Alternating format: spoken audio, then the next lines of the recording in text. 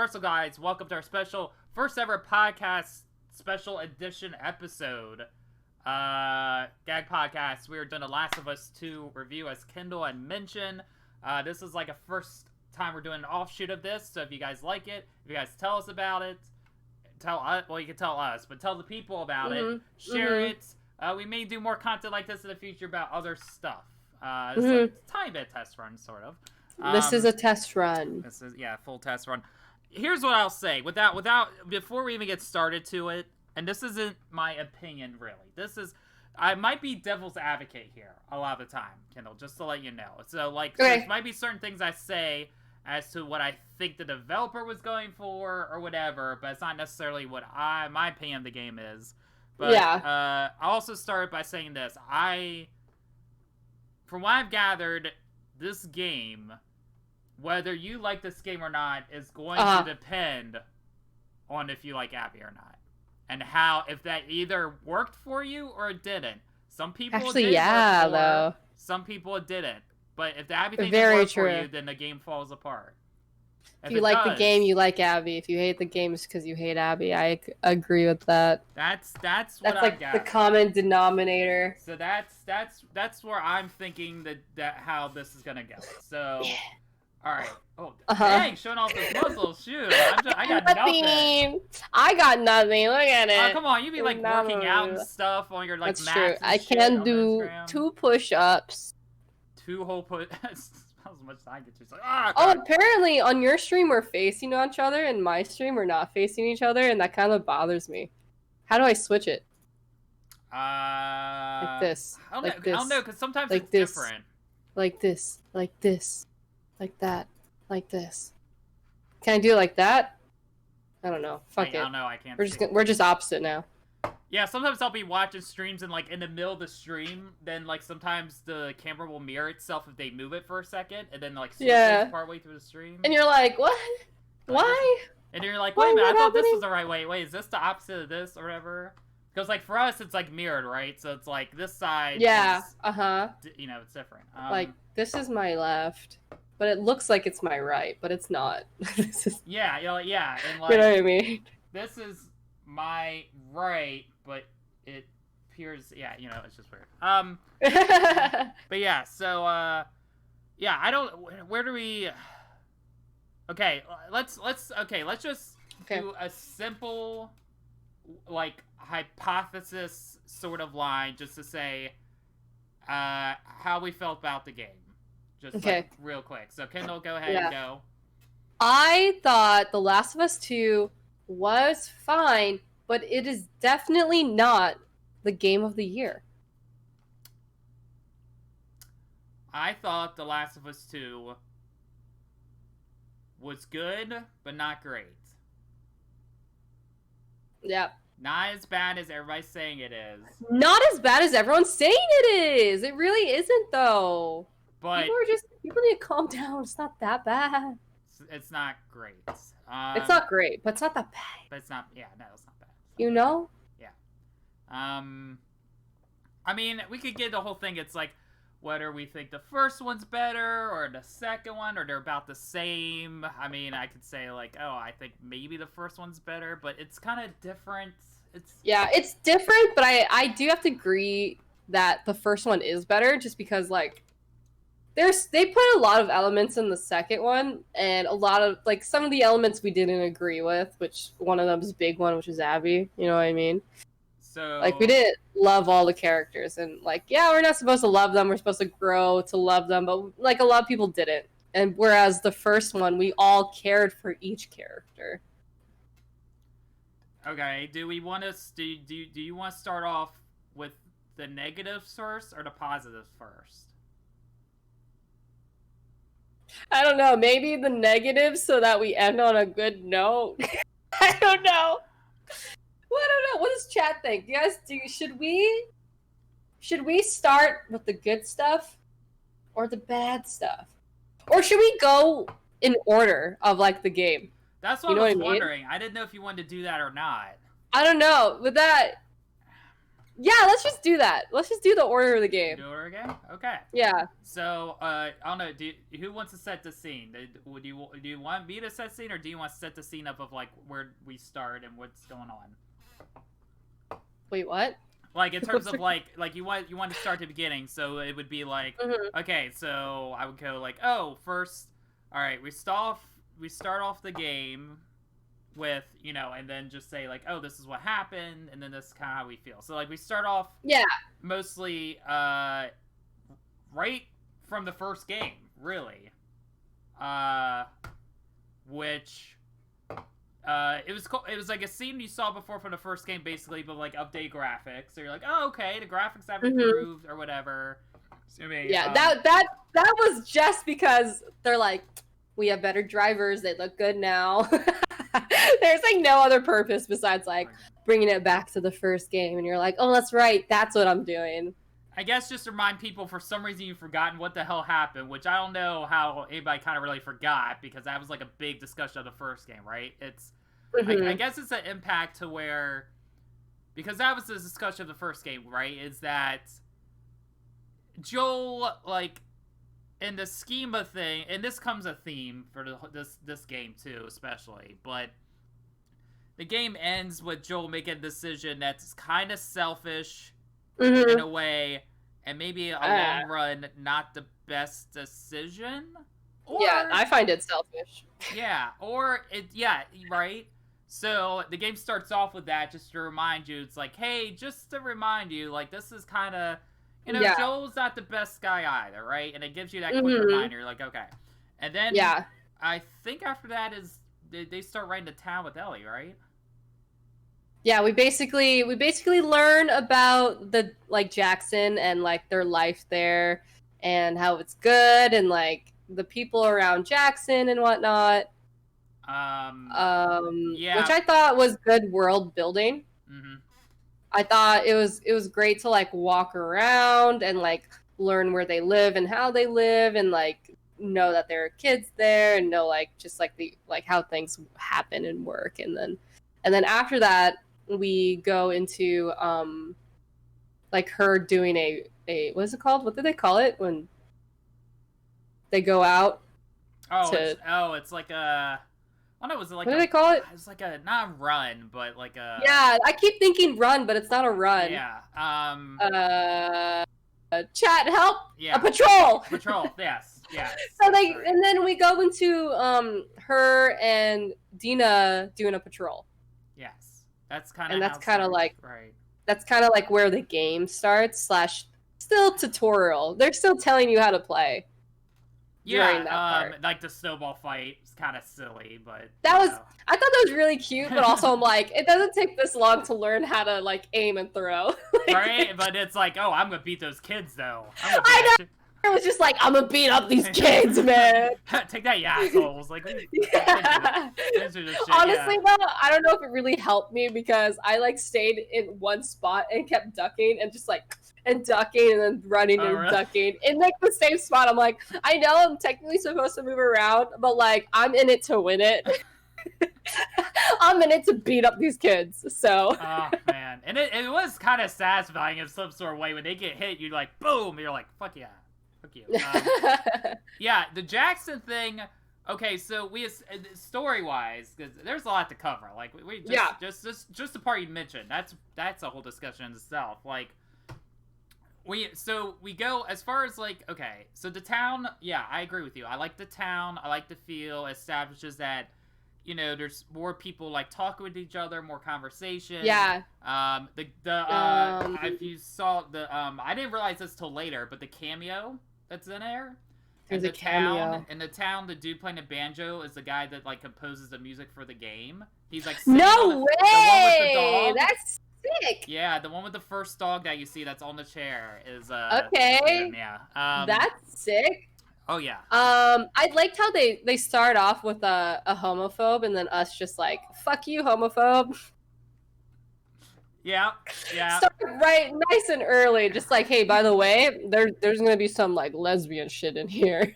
Yeah, that sets the tone right there. Like if you're bothered by that already, you just stop. Yeah. They gotta tell you early so that you can just put down the game if you're homophobic. Yeah, gosh. And what do you think of her?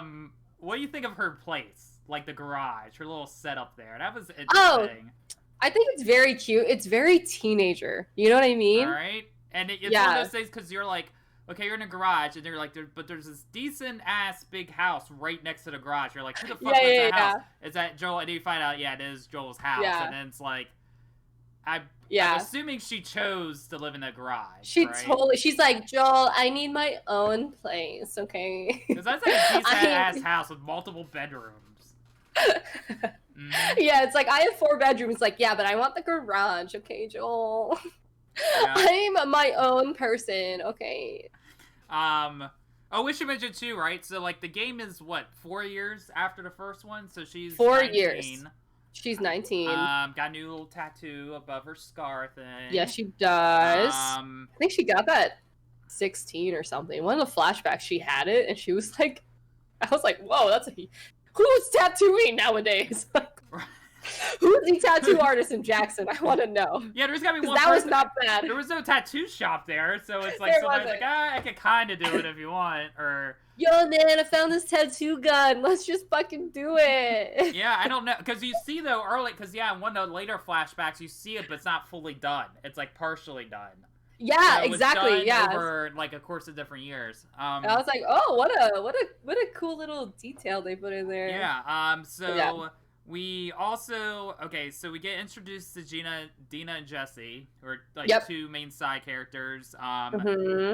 We find out that Jesse and Dina were together, and then they broke up, and then something happened the night before, but they don't say what. Like, we know that the night before something happened. Something happened with Ellie and Joel, because they make a comment on it. You're not really sure, but this guy at the bar or whatever apologized to her for something stupid they said. Right. But if you watch the trailers, we already know what happened. You know what I mean? So I got so confused because that trailer, I was like, that's awesome. And then we started the game, and they started the day after that trailer, and I was like, when the fuck are we gonna see this? Was this only a trailer moment? Yeah, I was like, is this only a trailer thing? Did the game start at that trailer? And then so much later that you forgot about that trailer footage that just came up, right? It was so much later. You're like, oh, fuck, it didn't make any sense. Oh god. Okay, so we go to the town, we play snowballs, we beat up some children, we go on a patrol, and then we get to like a tower. Right. And the patrols, right, they like, you see even before they leave, and like in the tower or whatever, there's like logbooks. So people are assigned to certain places or whatever, and they write who they're going with, what they're going with. If anybody stops at the tower, you sign a book. There's a whole system to it. I thought that was pretty cool. Like, I was into that, because that was just like, I don't know if everyone knows this, but like I in college was in, like, I have a film degree, basically. Not basically, I have a film degree, and I was focusing on writing. So like world building stuff like that, I always appreciate, because like some people just pass by that, but like people like me, or just like people who love details, like that's just like what makes the game just so much better.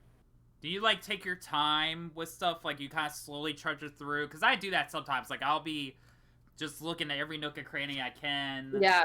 I'll only do it if I know there's no danger. I was so scared that I was like, we're skipping this whole room. Get the hell out of here. I have to just run. I don't care about your notes. I'll miss the one safe. It's fine. Yeah.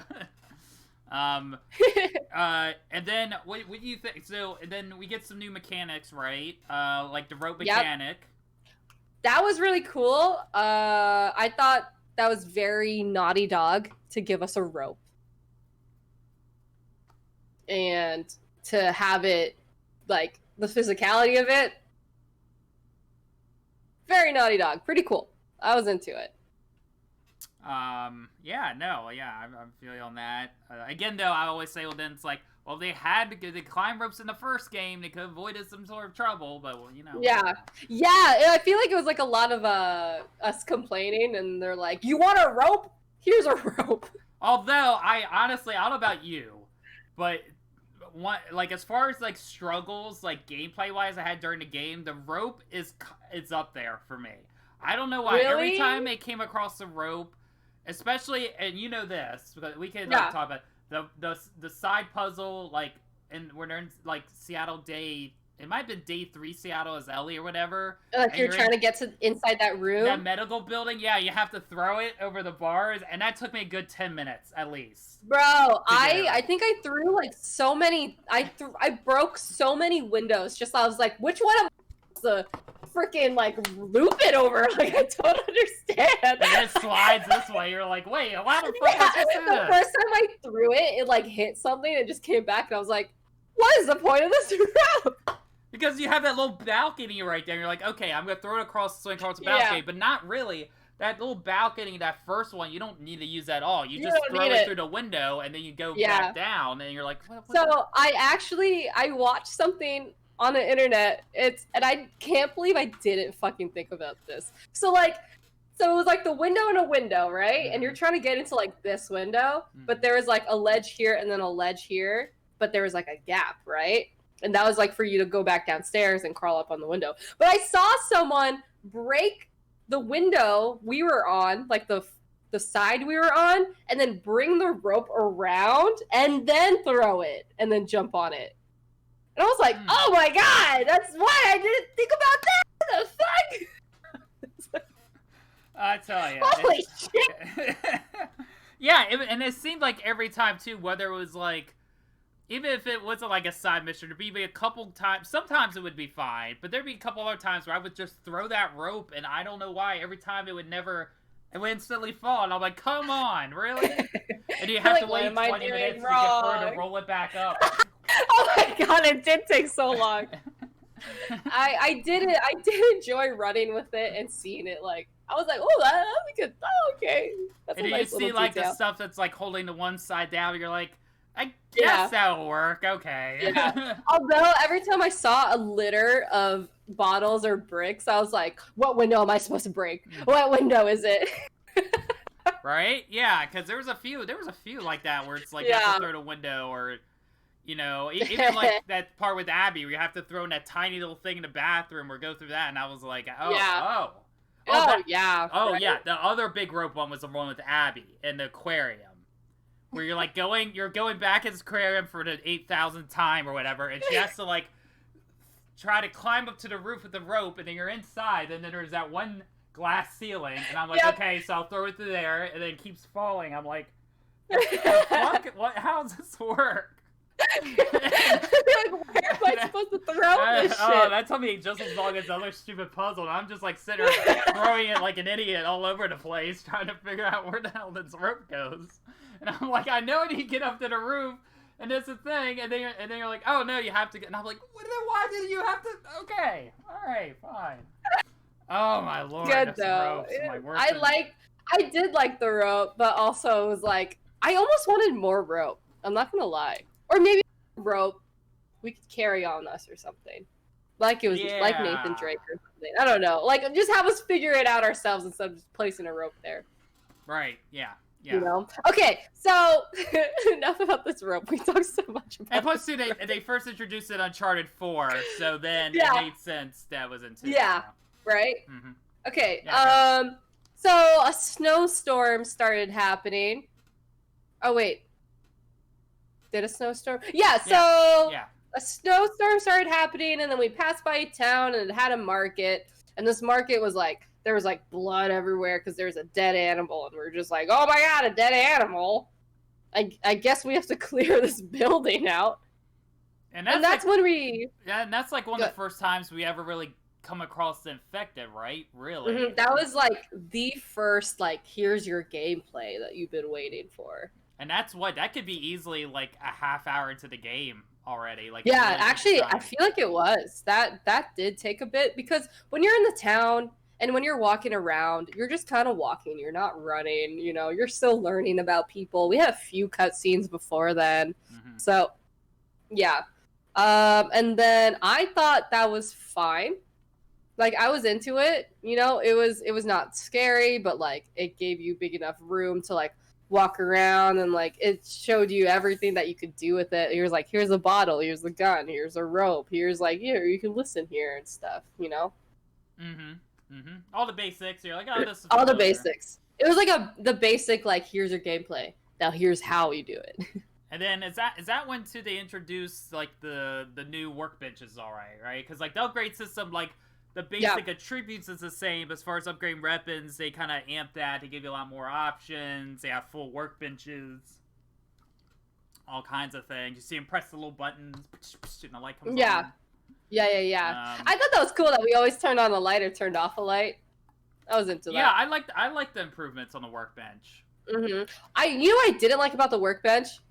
Like, every time I wanted to switch to a gun, I would, like, accidentally get out of it. And then, like, I was like, man, I want to do the pistol. And then I would, like... It was, like, I don't know. It was, like, for some reason, I felt like there was an extra button that I didn't need or something. I don't know. It was, like, stupid.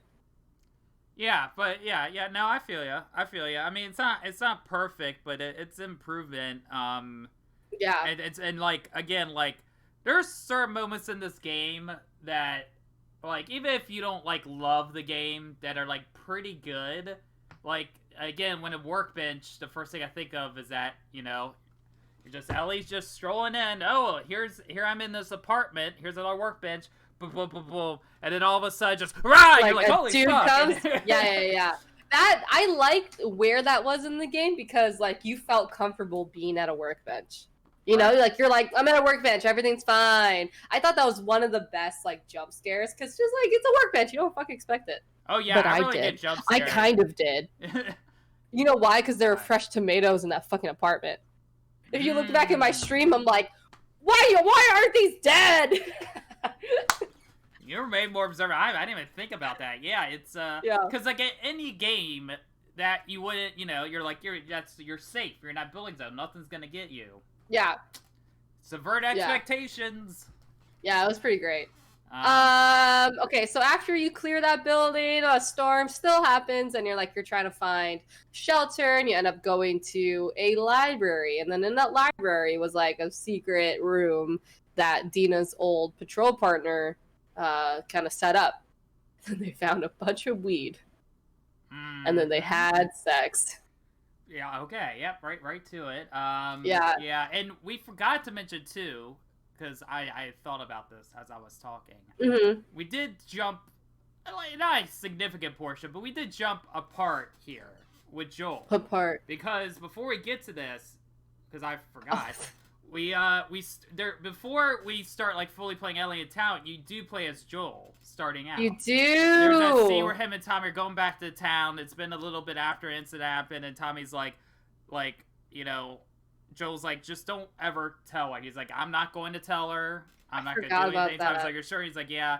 And then there's a scene where you see him and you see Ellie for the first time, and Joel plays her that song, which is that's pretty significant. But that was fantastic. And I, like, when I was playing it, I was just like, do I get to strum the controller? And you do, and you're like, oh. And that's like right after the first game, I think. That's like several years back. And that was also the creators, the developers, and they're like, hey, look, it's Joel. You get to play as Joel for a bit. Love Joel. You love Ellie. The green shirt from the first game. You say bye to the green shirt. We're changing it up, you know. Yeah, sorry, I didn't mean like interrupt your flow. I was just like, I just like thought of that. I was like, oh yeah, that's okay. So go ahead. So going back to the library really quick, I thought this weed stash under the library was so unnecessary. Like, why was it there? Who are you making all this weed for if no one knows about it? The world is over. You know what I mean? Like, you don't need that much weed for yourself. Why do you have a weed farm? And also, why is it a secret if it's in this library? You know what I mean? No one's in this library, obviously. I don't know. I thought that was fucking weird, man. Just have the weed farm in the library. No, that's true. That's a fair point, right? Because it's like this one guy who's like controlling this like tower or whatever, and then you're like, I don't know where the fuck happened to this guy. He disappeared. And then he's like, oh, I have this secret hidden stash. If you go in here and you find this, I have this. But again, it's like, yeah, patrols came through that area all the time and would like check up, and he was like there and stuff. But Yeah. I guess to keep it from them, but at the same time, you're right. It's like, do you need that much? Who was he gonna sell it to? The only people Who he was sell he it to selling are the it people to? that come in the Who tower. is it for? Yeah, dude. And is he like, hey, you guys want some weed on your way out? I mean, unless he maybe he was secretly selling weed in Jackson, maybe. But why would it be a secret Right. if the world Ellie is and fucking Dina over? would know, you would think. Yeah, you think the kids would know first. I don't know, man. Now, that's a fair point. And then my man Jesse, he just the poor Oh, guy. he just storms in. He's just always the wrong time. He just Yeah. Oh my god, he really storms in at the wrong time, huh? Oh, but I love Jesse so much. He's a good character, yeah. Team overall, people like Jesse, yeah. He could have been easily, like, a character that you just not liked, but they made it work. Yeah, they did make it work. Also, Ash said it's not damp enough, and it would be hard to hang the correct kind of lights down in the library, so that's why it was in the basement. But still, why was it a weed farm? Yeah, they had other jars of random shit in there too. I'm like, yeah, I don't know. I wish it was something else. Maybe cocaine. Okay. Alright, Kendall. Alright, fine. I don't know, man. Okay, I just thought the weed okay. was so misplaced. Or I thought it was too much weed. You know what I mean? I thought maybe if it was just like a corner of the room, it would make sense. But it was the whole fucking basement. It was like, we don't need this. But so baseball, and then the couch that's there, like. And then the couch, yeah. I mean, I guess the couch is fine, but like, yeah, is he just?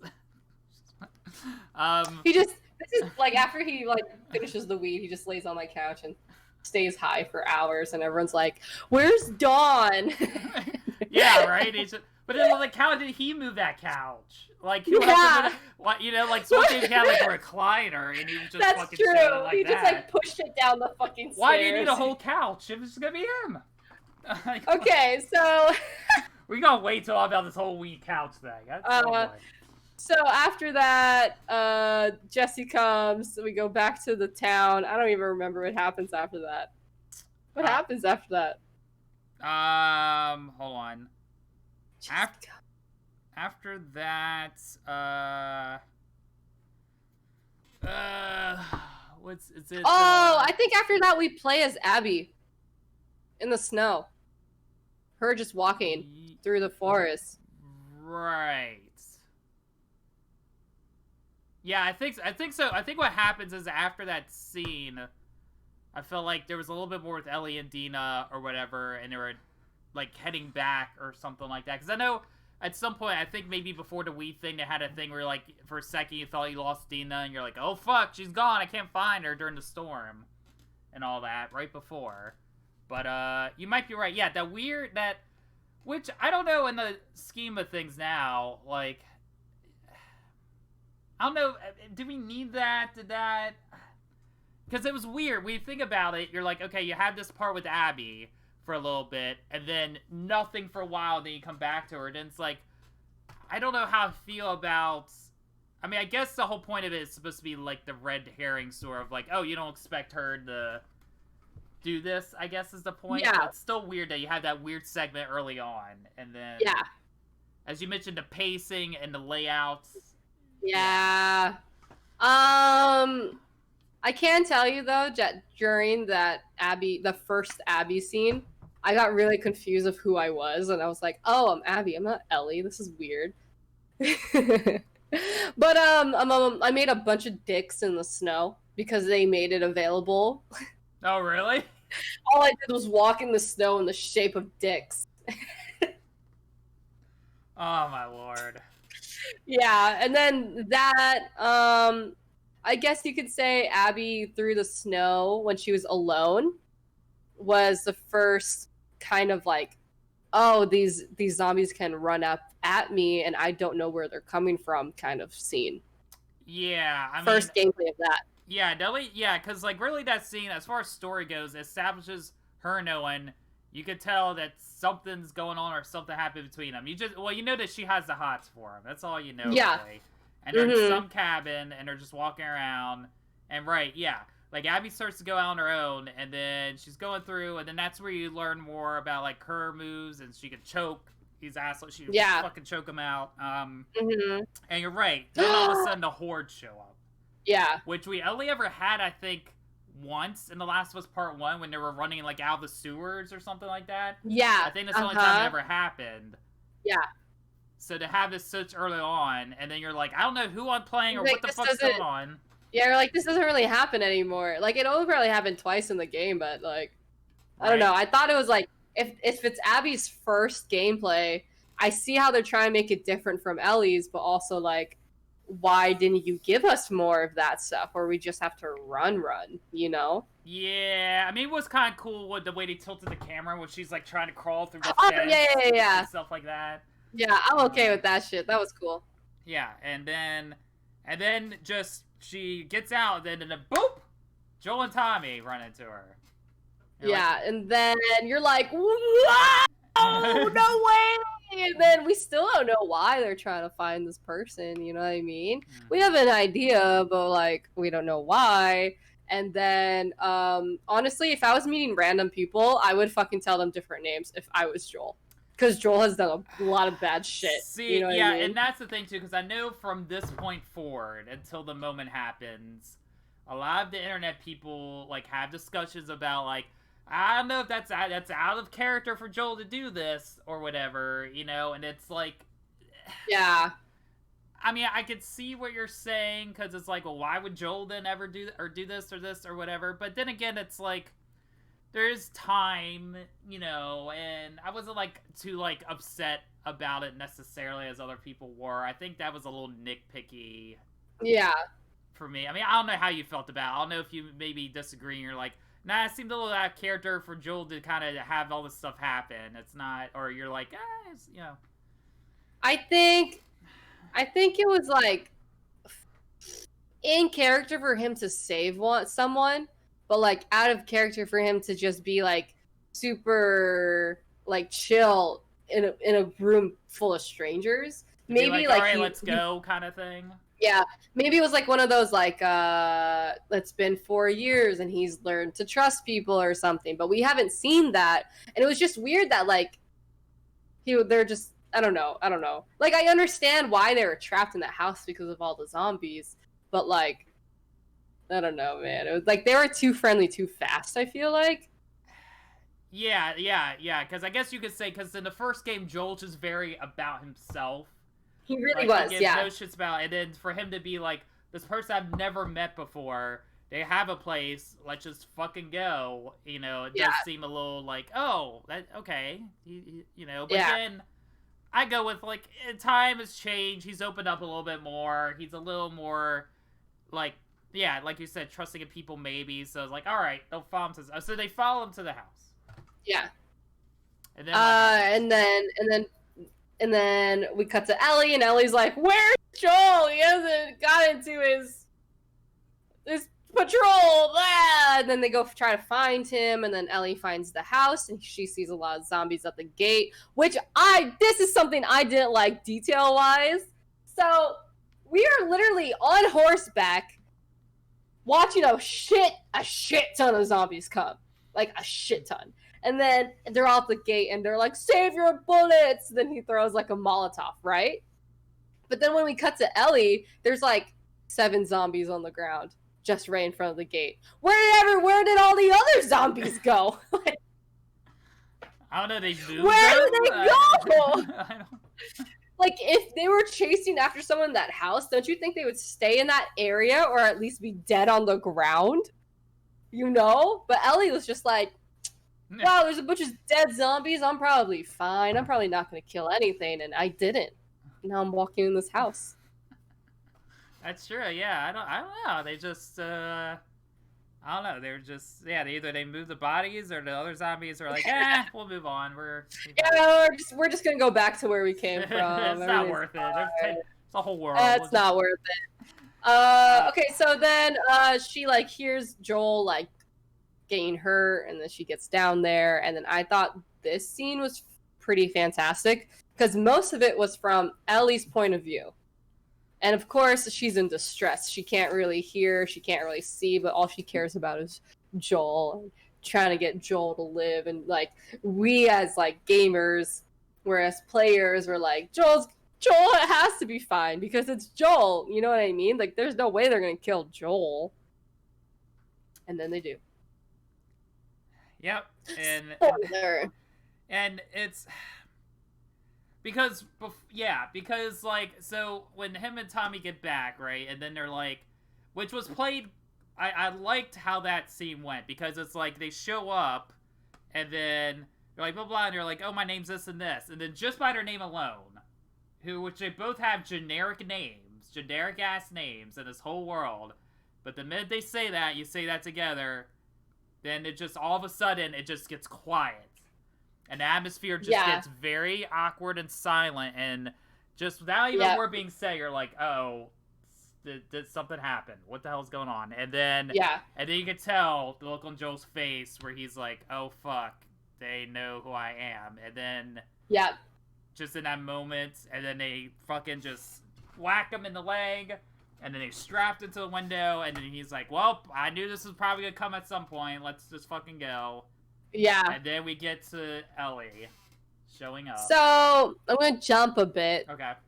When they're like, I'm Tommy, I'm Joel, and then they were like, this is the guy? Mm-hmm. I was like very upset. I was like, how the fuck do you know this is the Joel you're looking for?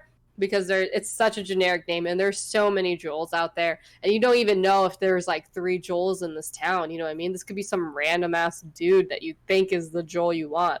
But then somewhere in the game, Abby was saying to Owen, like, hey, I found his brother in this town.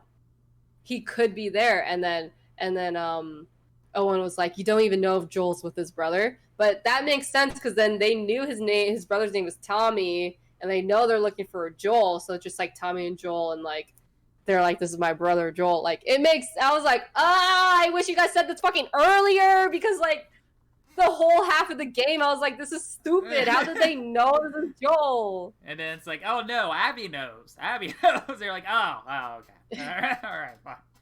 Yeah, so, I was like upset for a bit. I was like, that's stupid. Like, how did they know?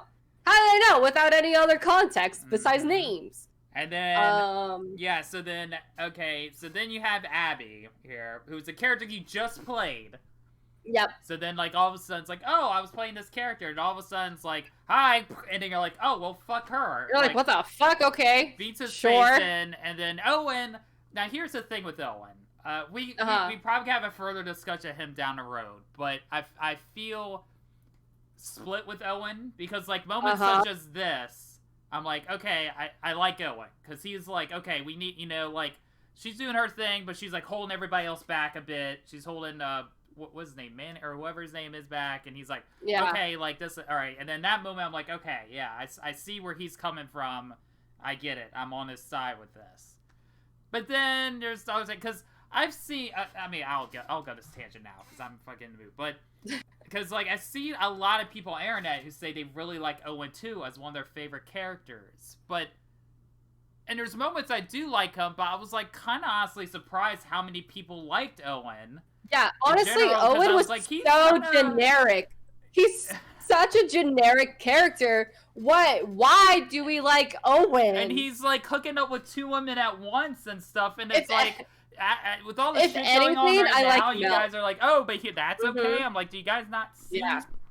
I like Mel because I don't like one. She's just a doctor trying to live in this apocalyptic world, pregnant, and like, like she didn't ask for her lover to have a different lover after him. You know what I mean? Like, she's literally just fending for herself, and like, I don't know, man. She like knows what she wants and like what she wants to do in life, and like she has like actual like objectives in life, and like, I don't know, man. I don't know. I I mean, don't know. okay. Everyone on that side was generic. Everyone over there. Yeah, everyone in the wolf pack was generic. Yeah, like all generic. To go out, I mean, I get it. She's very gung ho, but I'm like, you're not like someone, but you're about to pop. It's kind of stupid for you to like jump out there so much. I think it's so stupid. Dude, the moment I knew I was pregnant, I'd be like, guys, I can't go out. I'm pregnant. I have to stay here. Right. But it's just like, at the same time, it's like, well, don't fucking like jump out there, like in like the war zone. Like, I mean, okay. Just... okay, but we'll come back to that. Yeah, we'll come back to that. So then, after all of that, Ellie sneaks away with Dina. Tech sneaks away, air quote, sneaks away. And then we're on Seattle Day 1. And then during Seattle Day 1, we actually come across downtown Seattle. We're doing a lot more like puzzle solving of like how to get from point A to point B. And then we get into the actual downtown area. And that's when it almost becomes a free roam type of game, which I found really cool. But I feel like there are a lot of people who won't search all the buildings if they don't have to, because the only thing we're after was the gas. And I got the gas almost, not immediately, but I got the gas, like pretty quick. And then I decided, like, as a player, I want to go back and see what else I can get. But like, I feel like there could have been people out there who just went straight for the gas by accident and then just like left. Like, did they even search? Did they free roam? I feel like newer players now, after hearing how long the game is, more likely there'll be more people doing that now. After they're hearing like how long the game goes on for and stuff, you're like, I don't want to fucking like search around. I'm just gotta get it. I'm just gonna go. But then like I don't know. There's it just depends. I think on the luck of a draw. It depends on what building you go in first. Really. I think the building with the gas in it was one of the last ones I ended up going into, just by chance. And I mean, it depends. Well, first off, it's cool. I do like the open area of it. They introduced this new mechanic too, where it's like, you have to like take plugs and plug them into stuff. Whereas the first game, you just did the generator, was good to go. But in this game, there's a few moments where you have to like grab a cord and figure out where the cord you have to do like some puzzle solving, which I thought was cool. I was into that. It gave a little more like oomph to the game, more than just like run and gun. Yeah. And then somewhere in that free roam area was the music store. Mm-hmm. And I feel so bad for everyone who skipped that room accidentally. Or just who skipped it. Because that was a beautiful cutscene, and I feel bad. Yeah, I mean, I had to mute it on the daggone stream, but otherwise it was a great moment. Yeah, it was great. Do you have to? Because it's a game. Like, it's do you have the full song. Yeah, I mean, it's not like it's a couple seconds. I didn't want to risk it. I was like, I should get into the full. Well, let me know if it gets taken down. We'll know. I haven't checked. We will check. But yeah, you're definitely right. Like, that's a great moment. Mm-hmm. I feel so bad for everyone who didn't get it. Because again, you're right. You could have easily missed that completely. Mm-hmm. You had to go, and again, the music store. It's like, it wasn't even one of the main buildings, because like it would tell you like, oh, it might be one of these like 3 main buildings, but the music store was, I don't even think, one of those main buildings. It was like a side building. It was, and you had to like get to it like by crossing a bridge and like getting in a window or whatever. So like, a lot of people could have skipped that. 100%. And then there's the other building. I mean, it was cool because you win these different. So there's like one where you go underneath and it's like a bank, and then you go one that's like, it was like a cathedral or church or something, and then there's the other one too where you had to find the key. Was it like in a restroom or something for the dog, and then that led you to another the dog building. store, the pet store. Yeah. So like, there's some people who are like never probably found that key to the back room of the pet shop, and like never got like their extra holster or whatever, Mm-hmm. Like, that's like, it was a really cool element when it came to like this game, but like, this game is not free roaming. I appreciate it, but like, I feel like I don't know, So man. do you feel? I can see where you're coming from. Where Like, it's you got gypped if you didn't actually free roam yourself. yeah, and it's weird because it's the first time ever in the series you get like a map and you're looking at this map and you're like, okay, this is turning a different direction, and then you get a map with like geek K codes. You have to type in the code for each one, and you're like, this is a lot of back and forth. But I can see what you're saying, because that is really like it's. I like that arrogant, it's cool, but then in the scheme of things, that's really the only time anything like that happens in the game, so it does seem a little out of sorts. Yeah.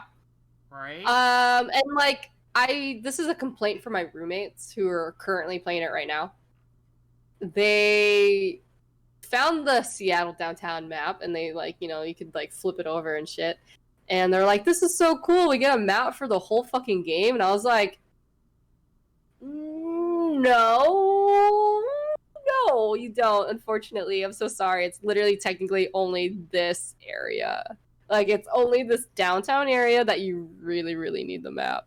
And you can't even take out the map after the downtown area. Because they're trying to, like, take it out, and I was like, you don't need the map anymore. Yeah, you're right. It's only for, like, day one, and then on the other days it's just takes shit. Yeah, so they just, like, threw it out, and I was like, man, this is fucking insane. Yeah, so that was basically all of day one? Yeah, and we should mention, too, like, at this point, Ellie's, like, because, like, Tommy showed up, and he's all pissed off, and him and Ellie are, like, they went back, Tommy's wife, fudge, I forgot what her name is, but she's also, like, the leader of the town, is like, well, my husband's pissed off, and he's gonna go try to kill them, or whatever, and he daggone disappeared, and it'd be great if you just go make sure he doesn't do something stupid and get himself killed. And Ellie's like, well, I want to kill him too, so fuck it. So Dina's like, I'm coming, and she's like, fine, whatever. So that's what kind of got him started. And so that's like their goal, is they're just kind of hunting them down. They heard of this organization, like the WLF or whatever, and they're like, all right, we're going to go find where they're at. So that's what they're doing. And then, honestly, I'm not going to lie, day 2 and 3, or like the end of day 1, is all like fuzzy for me. Like, I don't even remember the order of them. I just like know it was like, I don't know. I think that for me was like kind of like not a downer, but just like I wish they were more clear of like day 2, day 3. Because like day 1, where did that end? Did that end at the theater, or did that end somewhere else? No, that ended at the theater. So basically, day 1 was just like them trying to get to a safe spot, which ended up being a theater. Right. Their main goal, right, was to head to this like medical facility or something, is what they've heard, I think. Yeah. Like, first they went to this Sarin. Oh, yeah, you're right. Yeah, that was their first goal. Yeah. You're right.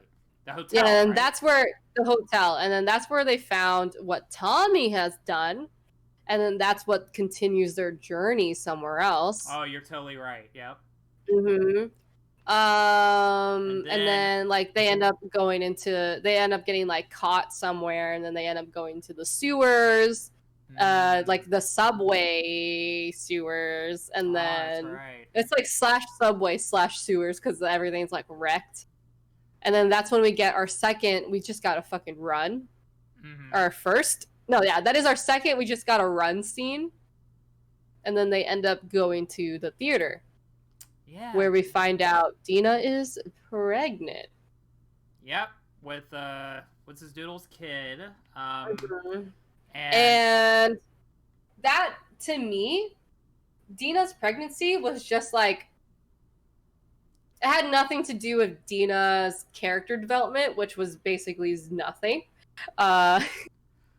Yeah, again, that's like one of the things with this game. It's very, like, her and Abby's story very parallel. Oh, this person on Abby's side's pregnant. Oh, this person on Ellie's side's also pregnant. It's like a little like, on the nose.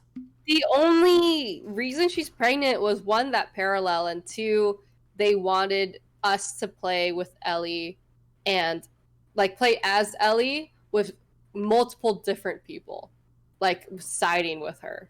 Right. Oh, yeah, Ellie's mask broke. That's right. Yeah, that happened too. So the first game was just like Joel, Ellie, Joel, Ellie, Joel, Ellie. There's literally nothing else besides Joel and Ellie. And I guess they wanted to change that up this game because it was like, who are you gonna play as? Joel, Ellie, Dina, Jesse, Abby, Lev, Owen, Mel. like it was like they were just trying to get so many people next to Ellie and Abby, and like that was like we could have had just Dina with us the entire fucking game. We couldn't even have played with Jesse, you know what I mean? But yeah, like, and it's that's the other thing too, right? Is that like up until that point too, nobody still knows that Ellie is immune except her and Joel. And even though Joel was dead and she was still mad at Joel, she still on purpose didn't break that rule of telling anybody. Yeah. Just on accident. And it's just like, oh, fuck, well, Dina knows now. Yeah, but... well, guess what? I'm immune. I don't need the mask. It's okay. Yeah. Yeah. Yeah. And, I don't know, man. Like, I honestly, because they did that to Dina, they just, like, cut her character development. Same with Jesse. You know what I mean? Like, they just, like, they decided not to give us character development on them. And then we go to day 2, which is her by herself, and she's like doing all these things, and she's finding all these wolves, and she's killing all these wolves. And I thought that was cool gameplay because that's when we got to like human interaction instead of just killing a bunch of like zombies and stuff. And it was like different gameplay. That was really cool. Then we ended up hitting it off with Jesse, day 2? Yeah. Jesse is when they run into her day 2, yeah. Yeah. I think it was a good spot. Yeah. What'd you think of the idea of them, like, the theater being the central hub of all that? Because you had that, you had the guitar that you could pretty much pick up any time, do whatever you want. I mean, I like the look of the theater. I thought it was cool. Yeah. I thought the theater was really cool. It's just like, what kind of theater is it? Because there's a projector up in the upstairs, and then there's like a theater background in the backstage. Like, is it a movie theater? Is it a stage theater? What kind of theater is it? Oh yeah, sure. I guess it's both. I guess I'm assuming with the like the round sign, unless you're at the Grove, most of the time that means it's like a stage theater. I didn't think about that. That's a fair point to make, but it was. Yeah, I thought that was really funny. I was like, make up your mind, game. And yeah, and to go with what you're saying with Dina too, because it's like, Dina's like okay as a character, and and sometimes she helps take dudes out, not too often, but more than what's this doodle did in the first game. But yeah, but then that whole pregnancy thing, it's like, well, I'm out of commission. I'm just gonna chill over here for a good while, and it's like, yeah, you're like, wait, I don't get to play with you anymore? Like, that was insane. Bye. I did like the theater. It resembled Abby's aquarium. Like, Abby's aquarium was Ellie's theater. You know, like, it gave us a safe space. Every time we were there, we knew nothing would happen. We knew we were gonna start a new journey. It was like, you know, things like that. And I did like, it's a little thing, but I did really like the fact that, like, oh, they lock it with a chair. It's something simple as that, but it's like, yeah, that's what you would, that makes the most sense. Just lock it with a chair. That works. That totally works. Yeah, if I was like a passerby and I couldn't get in that door, just like, I'm like, okay, I gotta get to the next building. You know what I mean? Like, it's a good deterrent. Yeah, because you're so used to them, like, shoving weapons in doors and things like that, and then to just take a, like, little metal chair, and you're like, that works. Yeah. So, yeah, she runs into him again, and I can't remember if it's no, I think that's the third day that happens, because I'm trying to remember if the whole thing of Ellie, no, never mind, that was the third day, I'm fine. Yeah, the second day, what the heck happened the second day? You're right. Like, is that where she went through, like, the little town, and she went up the stairs and all that? I think that was, like, the little town, and finding Jesse, and then Jesse going back, and then her and Jesse going places, and then them separating. See, I couldn't remember if that was the second day or that was the third day. Third day? Yeah, I don't fucking remember. Okay, anyway, let's forget. Let's not even talk about second day and third day. We'll just talk about what fucking happened. Okay, okay, so, yeah, so basically, yeah, Ellie runs into him. You also get used to the game, too. It's like, that's where you come across, like, the dogs for the first time. And it's like one of the few times where you get like a whole open space. You're like, I got all these buildings I could go in. How do I want to take these dudes down? Things of that sort. Those stupid dogs got in the way so often. Yep. You know, as like I played, I use a little bit of stealth, but I usually like running into the action. There's a lot of collectibles you get in this game. You get like cards for Ellie at least. And yeah, you just kind of trudge your way through. Yeah, then you run into him again, and they're like, "Oh, well, come back with us." And they're like, "Okay." Then he comes back, and then I think he finds out she's preggo, and he's like, "Oh fuck." And then they leave again because then at that point they know to like go to the hospital, right? Because they're like, Tommy's at the hospital. So then they both leave together. And what's interesting, too, is, like, when you leave from the theater each time, you're like, okay, I went this direction, and then you're like, how did they not go and then you see, like, oh, and then you're like, oh, you need Jesse to help you up to get up to this, that's why you didn't go that way this time, or, I always thought it was interesting, too, like, I feel like this is related to stuff that you've already said, it's like, how did she ever get back to the theater? It always, like, she went... Oh, always just there! Yeah, all this rigmarole, the whole game you played for her to get to where she needs to go, and then cutscene, and then she randomly went back to the theater, all fine and dandy. Okay, so I just brought up a summary of the game. Okay. Day 2 is when we first meet, or when Ellie first meets, the Seraphites, aka the Scars. Oh, that scene, we're in the woods and it's dark? Yeah. When you meet those things for the first time, it's scary, because they're like, that stupid whistle I can't do. Yeah, and you're like, and you're like, oh, fuck. And then you're like, right. And that's the first time where you're kind of almost forced to stealth your way through, because you're stealthing through. This is the first gameplay where you really had to actually be stealthy, because they can see you. You know what I mean? I tell you what, those Seraphites, I mean, I don't know, we can talk about the story of them in the game later, but as an enemy, they were kind of scary. I'm not gonna lie. Yeah, right? And then right after that, that's when it actually comes to the hospital, and she sees Nora. We're chasing Nora, which I thought was, actually, I super liked it, because if we're gonna run from something, I love the idea of running from bullets. You know? And I thought that was sick, because we were running on like a lower floor and like going through the hospital, and we're kind of like taken in the hospital, but we can't really like explore, but then they bring it back later. I'm like, oh my god, this is such a great callback. The hospital's running scene is just like a good scene. Yeah, that's a lot of things they do in this game, is like Ellie takes out all these characters. Yeah. And then you run into him later as Abby, which is interesting. I don't know if I still like that decision or not of how they did it. Yeah. But, like when we get to, like, the PSP girl. And you're like, hey, there's you're like, oh, yeah, shit, you're like, oh my god, it's the PSP girl! Yeah. Or, with the dog, you know, but, yeah. Just and like, the dogs, and then, like, the guy whose face she cut, you know? Yeah, you're like, you know, so it's weird. It's weird. I don't know. Again, we could talk about how the game is paced later, but Right. So yeah, the hospital thing, right? And then she confronts her. And then, well, we know and then that and then Dora does. And then day 3 is when Ellie actually reaches the aquarium. Okay. So yeah. And can we talk? Yeah, can we talk about the that scene with Nora though?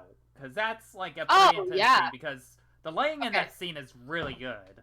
Oh, it was pretty fucking great. And it's one of those things where it's like you take control of that moment, right? Because the whole other argument was like, well, you know, you didn't take control of Abby beating Joel up. Like, why did they do that? But then when you're Ellie, you could take, you know, and then there was talk about that. But like having that scene of you just like kind of choosing, like how long she takes that kill in. And Yo, yeah, that was insane to me. And like you could just hold it there and she wouldn't do a fucking thing. And just the look on her face, it just I was good. Yeah, and it was almost cool to like see the realization on Nora's face, like, oh my god, this is the girl that like escaped from us, you know, that like fled under our noses. This is like the last thing I'm gonna see when I fucking die. You know what I mean? Yeah, because she's like, wait a second, you don't have a mask. How are you still alive? Oh fuck! Yeah. And then. So I think at that point, I think that was one of the first scenes that I actually thought was fucking gorgeous. You know, it had nothing to do with scenery. It just had to do with like aesthetic of like being in this hallway and it's dark and you have one fucking light source and there's spores everywhere and there's like, you know. And then that's that's a scene we already had seen before. It was at the end of the trailer. That last trailer ends with her doing that swing. Yeah. But then to still be in that moment, it's just like, holy fuck. And then day 3, right? Day 3. And then day 3, she finally reaches the aquarium. And that's the first time we see the aquarium. And we're not really sure what we're doing in there, what we're looking for. We just know like Abby might be in here and this is what we want. And I don't know. I thought the aquarium scene, just like going through the aquarium, lasted so long. Yeah, it lasted so long that I was like, are there gonna be zombies? Like, what am I doing? Let me just get to where I need to Especially go. considering how many times you go back to it later in a game. You're like, well, then why like I understand, like, us going through and then, like, going back, like, in Abby's turn that there are a bunch of, like, callbacks to the aquarium. But we got to the aquarium so often that we didn't need Ellie's part to be that fucking slow. Yeah, I agree. And also, too, so on this day 3, right, we get introduced a lot of stuff, too, because originally her and Jesse leave together. Then they get into an argument. He's like, I'm going to go find Tommy. And Ellie's like, well, I got to go do my thing, you know? Mm-hmm. And so they have this big argument about it. And Jesse just straight up leaves her ass. And she's like, well, fine then. And you're like, oh, fuck, you just left her. And then we're introduced to going on boats, which is a new thing in the game. Oh, right? yeah. Before the aquarium is the boats. And I still think the boats lasted so long. But that was a good, like, thing to implement in a game. I just thought it was so long. We were on the boat for so long, on the water for so long. We were trying to get to the aquarium for so long, man. Yeah, fuck. So Ellie can swim now, which is good for her, because I'm like, well, fuck, I still can't, but she learned to swim, but I can't. But so, and and then the boat area is the only other area that's similar to that day 1 sort of thing, where it's like the boat gives you a bunch of buildings you can go in if you want to get some extra stuff, but you don't necessarily have to. It did last a little bit. I'll agree with you there. It lasted a little bit, but it was still fun, cool, and something different. It was very different. I did like the idea of just like the city next to the ocean is fucking flooded. I did like that. Yes. And then I can't remember too, throughout this whole thing, like, because I know we have flashback scenes at certain points of when her and Joel go to the museum. Yeah, so... Which that's pretty important, I think. Yeah, wait, should we finish the days before we go back to that? I guess, yeah, that's fine. Yeah, let's just do that, yeah. So the aquarium, right? You go in, you're right, it is a little slow. You see, like, people's stuff and belongings there. You're like, okay, there's people here. Then then the dog, you're like, this fucking dog's attacking me. And then later on, you're like, oh, I'm so sorry, I killed the dog. And then, and then she goes into the main part here. And then she sees Owen and Mel and ends up killing them and the dog Alice. And that's when we meet Tommy. Tommy is there, and we're just like, how the fuck did you get here? You know, like, how did Jesse and Tommy reach the aquarium knowing that they have to go to the aquarium? whatever. It worked out. Yeah, Tommy I was guess there. Jesse was like, oh yeah, I found, like, she's going to the aquarium, and you found, and that was like a kind of a nice moment though, because yeah, at one point you're like, how the fuck did they get here? But at the same time, you're like, hey, Tommy, you're still alive. You're like, hey, Jesse, you found him. Hey, hey, oh my god, it worked out. Everything's working out. And you're like, yeah, I don't give a fuck about these people I just killed. Exactly. You but, like, don't give a fuck about them. Fuck them. So life is good because you don't care about them, you know? Yeah. But, man, no, okay, so Ash is like, she said she's going to the aquarium. Yes, but like, bro, how Tommy's a fast bastard. Okay, so I just don't understand, like, why would they be there at the exact same time? Like, Ellie went straight to the aquarium after splitting up with Jesse, right? And then Jesse went to get Tommy, and you think that itself would be a whole story, and then Jesse and Tommy going to the aquarium would also take a bit time, you know? I would rather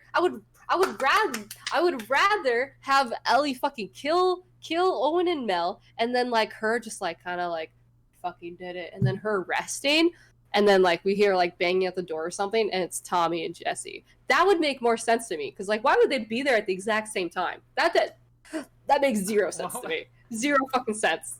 Maybe Ellie just took so damn long just going through the aquarium. Oh my god, right? She took like 2 hours going through it. That's why it took so long, because she was in there for like 2 hours just work her way through. But you know what? That's actually, Kendall, that would be a decent, like, Uncharted Lost Legacy DLC for that game, is to play as Tommy and Jesse. Oh my god, wouldn't that be sick? People would love to play it and see what they do. That'd be a good idea. I wonder if they'll stall that. If not, that's a golden idea right there. Yeah, because like, can you imagine playing as Tommy during that sniping scene? That would be sick. Okay, so so then after the aquarium, they head back to the theater, right? And everything is fine. It's all Gucci. And then we hear some banging. And we're like, what the fuck is that banging? We're running through the door. And we see Tommy being held by gunpoint by Abby. And you're like, what the fuck? And then Jesse goes through the door. Immediately killed, my dude. We had all this time with Jesse. And he just dies. And then, you know, a lot of emotions are happening, and everyone's stressed out, and then we're back to the beginning of the game, but as Abby. And that's what I didn't like. It literally felt like I was starting over. Yeah, it literally yeah. Because like we had no upgraded weapons, we had nothing. We had no ammo, we had no skills. It literally felt like the beginning of the fucking game. And throughout this whole Abby part, they're just trying to make us like and fall in love with Abby. I couldn't do it. Yeah, so that's the risk they took, right? So they purposely took this risk of being like, we know that you hate this character, but you're gonna play her, and by the end of it, you'll get her and understand it, Kylo Renning her a little bit. Yeah. And by the time you get there, you're like, okay, that's fine, or whatever. We could discuss later, or even now, about how, like, whether the way they did it, worked or not. I have great ideas for like the origin story. Yeah, because that's the thing, right? It's like, should they have done the 3 days and then another 3 days, right? Because when you started as Abby, right? Yeah, you're all emotional shit. You're like, oh, I'm Abby as a king. You're like, all right, we'll play some Abby cutscenes, and then shit happens with her. And then as you keep going, then you're playing a little bit more, and then you're playing more, and we'll go through all that stuff. And then once you get to a certain point when you're finally out, and you hit your first workbench, and you see all the upgrades, and you're like, oh, we're in this for the long haul. Yeah. So, before we get into that, though, let's talk about the flashbacks. Okay. Yes, right. So the first flashback we get is probably one of my favorite scenes. It's Ellie and Joel at the museum. And that was fantastic. Yeah, it was good. I mean, I don't know about you, but you just put the little hats on the dinosaurs. Oh my god, that was my favorite part. My favorite part was putting the hats on the dinosaurs and then putting the hat on Joel. yeah, but that was so great. Oh yeah, because you could not do that and don't realize you could not do that. That's the thing. You could completely miss that hat and not have those cute, really those moments. You know, you could totally miss that shit. And see that little excitement right there. That's moments like that where the game's like, this is what I remember. Yes. Yeah, and it was so sweet, and it made us really, really miss Joel. And you're like, I can't play as Joel. Joel's dead. But of course, they're gonna make us cry by like bringing back a flashback. And of course, the flashback starts like 4 years earlier, where she's like 14 or something, 15. Yeah, it's like I think it's a year or two after. Yeah. Yeah, and they just got to like or like they're like a year or two in Jackson or something like that. Yeah, because that's the first time too where you realize she learned how to swim. You're like, oh yeah, And then they go to the museum, and that's perfect too. You just walk around, taking the scenery, going back and business. Honestly, it was fantastic when she got into the space thing. I don't even know what you call that. What do you even call that? It's just like, it's like it's the thing that like isn't that the thing that they drop off? They when they land come back from on. space? Yeah, that's like when they land. Yeah, and I don't even know what that's called. I don't know either. But like, it was. I thought just from a writing / filmmaking standpoint that when she was in there and listening to the cassette tape, I thought it was fantastic that we didn't see anything. We don't know what her imagination was. We just was in it with her. And it's that callback, because it's a callback to Left Behind when she's playing the arcade game. Yes! And it was just... That was so... Whoever thought of that is a fucking genius. Whoever thought of that did so great. I don't know. It might have been Neil that came up with it that wrote all the rest of the games. So I don't know. Yeah, maybe. It was so good. It was just, that really made you fall in love with Ellie if you weren't already in love with her. And this is the first time, too, where, like, you see Joel, like, kind of turning into the Joel that he is now, where it's like, this is the first time. Like, even, I mean, towards the end of the first game, when he, like, saves her, that's his first real act of, like, carrying emotion that he really cares about her and loves her. But then this is where, like, he starts, like, audibly, like, saying it and acting it, and you can tell that, like, she knows and he knows and stuff like that. Yeah. And that was that. You know, we had, like, a little, like, scary-ish part at the end of that, but, like, no one really cares about that part. But, yeah, that was that first cutscene, and then we jumped to a second cutscene, which is a flashback when she's a year older, and it's when she's learning how to snipe with Tommy. And I don't know about you, but I was not the best during. I was not. I didn't fucking get it at first, but then I remembered that like the scope had lines, and I was like, I bet you have to do with these fucking lines. Yeah, because you have to directional in it, and so by the time I got to the third one, I'm just fucking just shooting it. I'm like, come on, for goodness sake. Hilarious. I thought that was a cool scene just to teach us how to snipe. I was like, I'm into this, okay. And then we go to a scene with, what's his face's name? Joel. We go to the scene with Joel during that cutscene. It's like after she snipes with Tommy, they meet him at that cabin, which is another callback to when they saw Abby, when they like saved Abby. Because that's like him and Tommy's like main hub. Is that yes. And then her and Joel just kind of like have a cute little talk on horseback, and then that's actually like one of the scarier parts of Ellie's journey, I think I would say, because we end up going into a hotel because a path is blocked by a shit ton of water and like you can't go past it. So we go inside this hotel. We're like, you know, doing shit, and we end up getting to the basement where there's a bloater who just won't die. Oh yeah, because this is like the first time, because that's like new for this game, like this new kind of enemy where it's like these big giant things. Yeah, and it's a tight space too, because you got a hallway and 2 rooms, and it can go through the walls. And they literally can break through the walls. There's at one point I kept running around the table, and he just kept following me around the table, and I was like, oh, I could just do this forever. But then he broke the table, and I was like, no, I don't know what to do. So I didn't realize it was one of those moments where you just had to fail for it to continue. I just kept shooting this thing until it grabbed me. Yeah. And then that's when we saw the heroism of Daddy Joel. Right.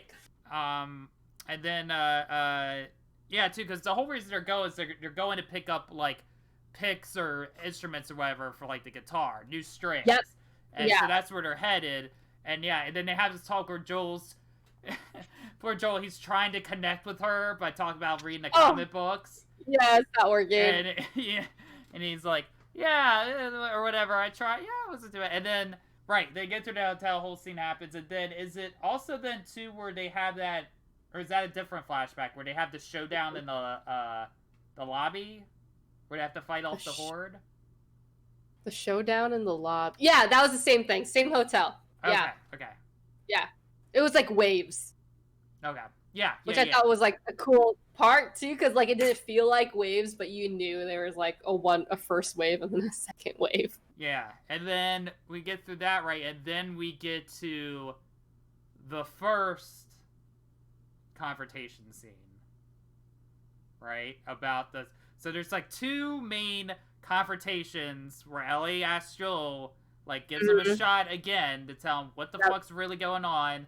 And the first time, he manages to dodge it again. Yeah. And then our third flashback, which is technically just a cutscene of her finding a tape recorder from the Fireflies, and that's our second confrontation. And that's just like when we realize Ellie does know what's happening. That's when we realize, us playing as Ellie, we already know she knows that she was supposed to die and be this cure for the world. And she felt like she had a purpose in life, and now she doesn't. And now she's just kind of living. And her purpose in life is to, like, revenge Joel, you know? Yeah, and... yeah, because that's the scene. So the first confrontation scene is pretty good too, because they find this like couple wherever that's been dead. Oh yeah, where they just wanted to help people. Yeah, and then Ellie's like blah blah blah, and then Joel, like, you know, he tries hard. He's a try hard in that scene to say no fucking going on here. Yeah. Then we jump to that scene, and Ellie, that's where the relationship starts to turn for the worse. Yeah. After that is where, like, and we'll see later when they talk about the nights before, and like early in the game they reference what's going on with Joel. How are you guys feeling? Because they finally have that moment, and he finally tells her the truth, and she just, you know, and it was she say like, oh, if you don't tell me the truth, I'm gonna leave. And then she's like, all right, you told me I'm not gonna leave, but I'm not gonna talk to you, like. Yeah. And yeah, that was pretty good. It's like moments like that where it's really like the heart of the game keeps beating a little bit, you know. Yeah. Yeah. And those were those scenes, and then we start all over, like we said. We start over as Abby, which we kind of just start over as I guess you could say, a flashback. Yeah. And because we already played as Abby somewhere in there. She is with her dad, just like in a park, and she's learning how to track things. And they find a zebra, and they save a zebra, and Owen's there, and they save a zebra. And that's when we are like, they're trying to make us like, Abby is a good person. Abby's dad is a good person. Owen is a good person.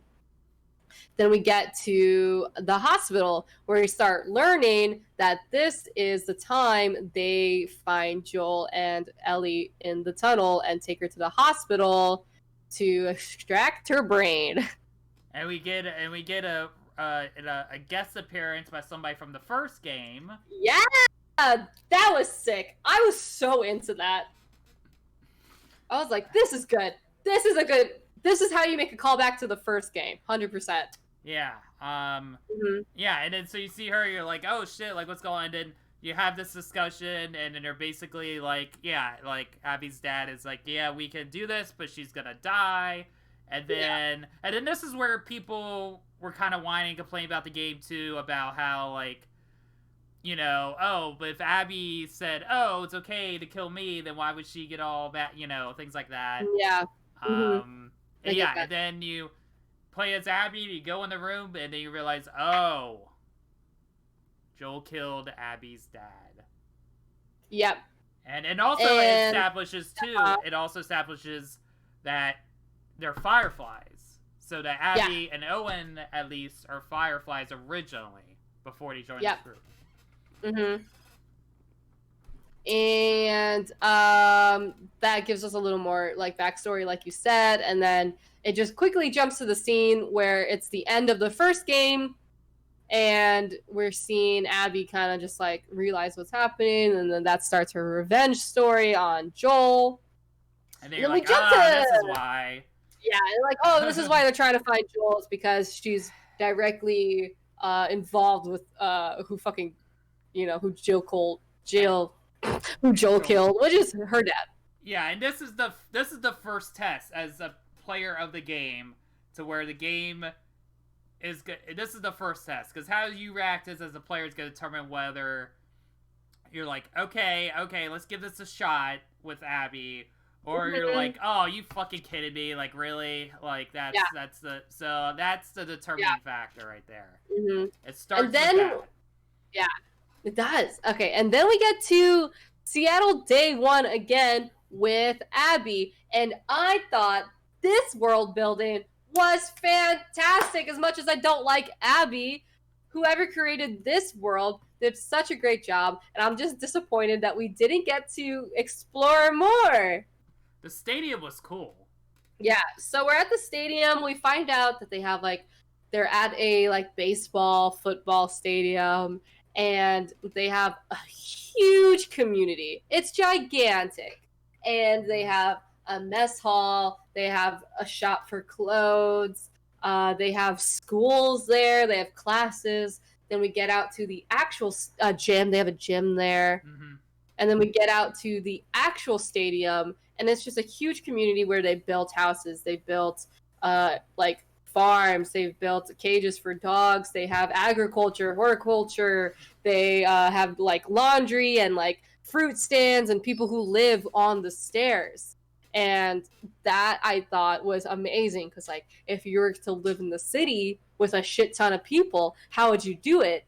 This is how. You are gated. You are protected by a giant wall, you know? I don't know. It was so well thought out. Mm-hmm. Yeah. Yeah, Kakashi, yes. Yeah, and yeah, it was cool, and I like that the game let you take your time to walk through it and check everything out. You're you learn the whole system of how it works. You're like, this is where the gyms are. This is where people get their food. And then Abby just chugs in that burrito. She's like, I don't need a drink. Fuck this. Oh my gosh, she really does though. Yeah. And she's built. She goes at gym. Like, holy shit. And then her bed's where she sleep. Well, no. She just rests in the library for something, which is weird because it's she has a bunk bed, so I guess she goes to the library as a getaway just to get some alone time, I guess. Yeah. And yeah, everybody shares bunkers with each other. Again, kind of like Jackson, there's a system set up. People have to sign out and things like that. Yeah, the stadium's good. We should also mention too, because there are these are our real locations in the game that are real life. Some stuff's different. At one point too, we get to the Comic-Con where they have PAX, and it actually does straight up look like it too.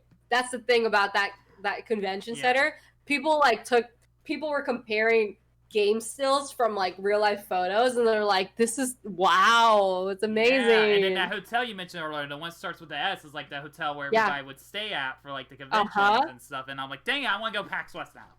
Yeah, right. One day Kendall will go. Really quick, Paradox. They had to extract the brain because she's immune, and he needed the full brain to like really understand it, and like that would kill her, but like Joel didn't want that. But basically the idea was just like they need the whole brain to really like make this cure. Like he needs to study it. He needs to study the brain, and that was basically why they needed that. Yeah, studying antibodies would be better, but then that wouldn't kill Ellie, and that wouldn't give us a second game or an ending to the first game. Yeah, how dare you bring logic into this game? How dare you? How dare you? Oh, and then also too, as you're going through the stadium, all right, then you're like, first off, you're like, oh, Mel's like, I'm coming with you, and I'm like, okay. Fine. Oh yeah, and you're like, but you're like 8.5 months pregnant. She's like, I don't give a fuck. I'm okay, and then bro, she was pregnant. Yeah, and then you're like, oh, this is where we keep the dogs. You look, and then you see that dog. You're like, oh fuck, and then you're like, it's Alex. Oh, and you're like, that's the dog I killed. Yeah, and you're like, oh, don't worry, I'm cleansing my soul by playing fetch with it 3 times. Yeah, that'll work. Sure. What I super duper liked though about this game was that they made Ellie kill all the dogs she came across, and then they made Abby love dogs and us play with dogs, and we saw all the dogs had names, and we're just like, dang, man, like what's one way to make someone like you? Be a dog person, you know?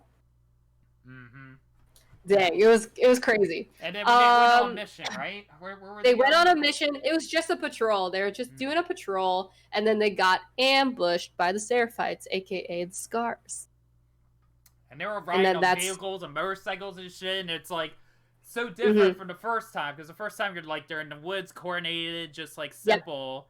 With these simple bows, and then they come with all these tanks and shit, and you're like, okay. You're like, what the fuck? And they have bombs, and they like, what? But they, like, yeah, it was good. I liked it. It felt very Naughty Dog. It felt very Uncharted, and I was, like, into it. And then we get into, like, a Home Depot kind place. Yeah. I was wondering, I couldn't remember if it was a Home Depot and then she visited a hospital, but yeah, it was the Home Depot first. Yeah, it was the Home Depot, and the Home Depot I appreciated. That's like where we started with Abby, because I was so upset that like we're starting over, but they gave us a crap ton of supplies in Home Depot. It didn't make up for the fact that we were starting over, but like it did give us a really nice start, you know, in comparison to Ellie. So that was nice. Yeah, and then then also too, and then I mean I'll cover this again once we get to the theater part. I mean I'm sorry, I'm losing over the hospital. I mentioned this earlier about like you seeing the same characters from before. So like when she's in the stadium, you can have a conversation that's optional with I think it was Dennis or whatever, where he's got the iPods in or whatever. Yeah. And then that was really cool. There's just like little conversations you can have everywhere. And then so you were talking with him, and then like you see him later on in the game, you're like, oh, because I think he's the one where they found him like hung from the thing, right? I think that was his friend, right? You're like, oh fuck. And then we'll get to PSP girl later, but and then as you were saying, this Home Depot thing, and this is where we're starting to get we know a little bit about Mel, and then what's the guy's name? Manny? What's his name? Manny. Yeah, because his name was Emmanuel, so like they kept calling him Manny. Right. Yeah. And it's weird too, because it's like you don't really like him, but they're starting to get that relationship with him and Abby. Yeah. And like you don't really like him because like when they were killing Joel, he spit on Joel, and that was very prominent, and you're just like, excuse me, but like he's like a nice person, you know. So, and then, because then you're like, oh, here's his dad, and you're like, oh, fuck you. And then, so we're like they're trying to make us like him and stuff. And then, you want to start talking, because for me, okay, regardless of like, Abby as a character is one thing, but I really liked playing as Abby, because when she threw those punches, like a mad beast, they felt good. She would like choke people out and just, she was terrible with that stealth though. Like when you got her stealth situation, I was like, oh god. Oh, it was terrible. So yes, I loved playing as Abby when it came to her gameplay, because it really felt like playing like Joel, where everything was stronger, everything was faster. You're not as stealthy as Ellie, but like, you know, like I don't know, it was just like beefier. It felt like you're playing like Joel. It was like the same type of mechanics as Joel. And she was like Jack, you know, too. And people were too like, she's bad as Jack, right? It's like, fuck you, you know? Yeah. So I do enjoy playing as her, and like basically her whole Seattle Day One was just like a bunch of, hey, this is how you play as Abby, and this is the gun she has, and like here's some puzzle solving again, just to start off Seattle Day One, because they end up going through some like train yards, and then they end up going through like a small little city, and you can tell that most of the wolf's enemies are just these Seraphites, because most of the things we're fighting in Day 1 and Day 2 are just Seraphites, you know? Yeah, that's right. Yeah, Mm-hmm. yeah. I mean, there's that scene. Is that Day 1? The scene with them in the truck. In the truck. Yeah, in the or truck. Is that Day 2? Where she goes. The one where. Because she goes through the neighborhood and then she runs into The Seraphites.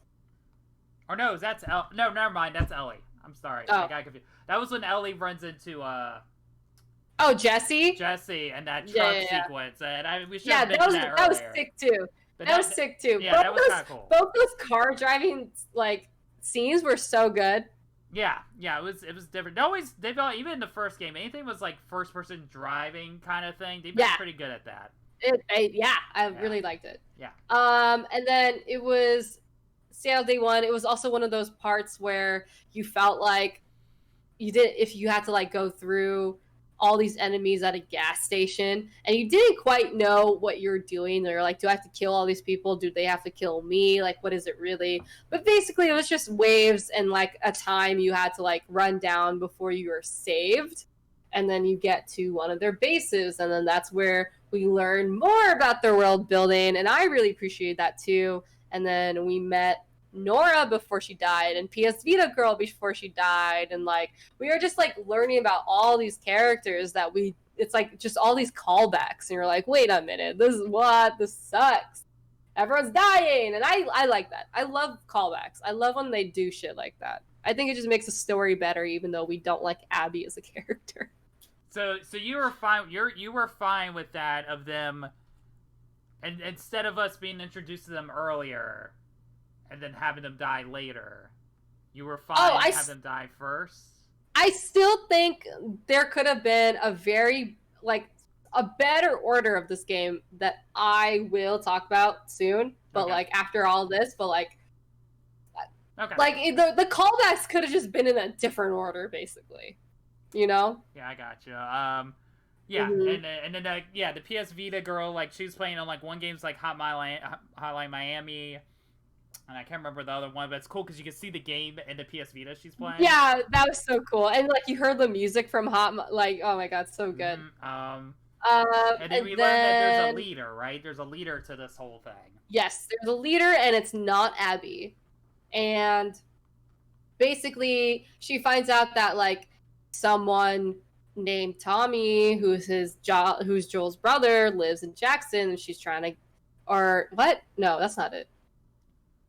That was a flashback I'm thinking of, I'm pretty sure. Oh, well, they go because they go there and they're like, oh, the head, I can't remember his name for the life of me. I don't remember his name. They're like, the head honcho wants to see you, right? And it's crazy too, because you go into the hospital, I don't know if it's a hospital or office, and then as you're walking, you see like all the prisoners, and just like, you could tell like they get beat up and stuff like that. Even when you see the boss, like they interrogate the shit out of these people.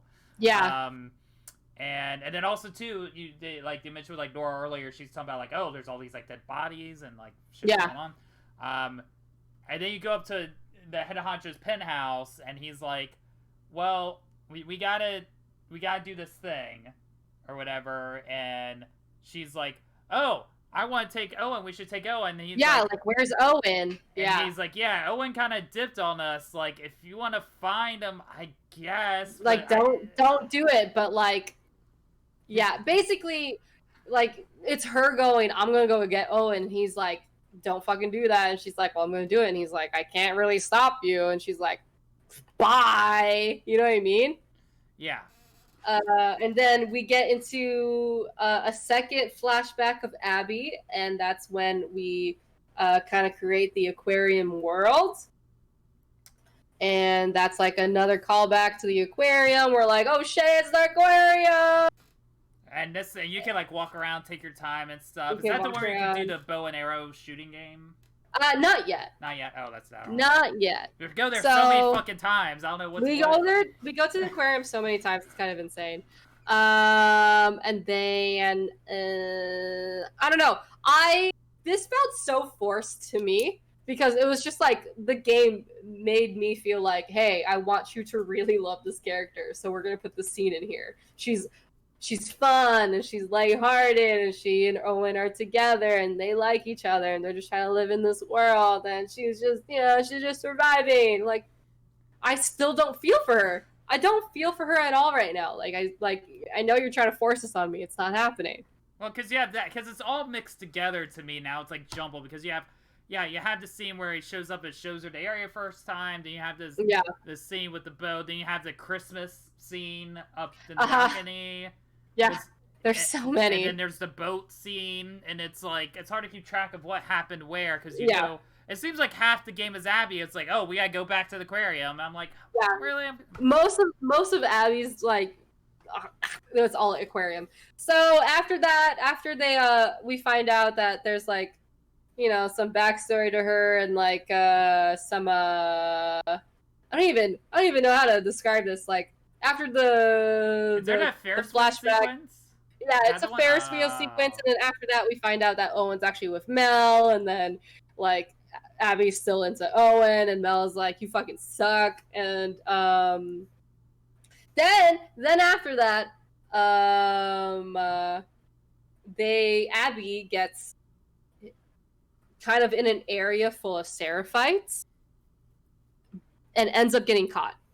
And I want to say that the part before she gets caught is also so long. It is so long. Like, there were 3 different areas we had to go through of just the same thing.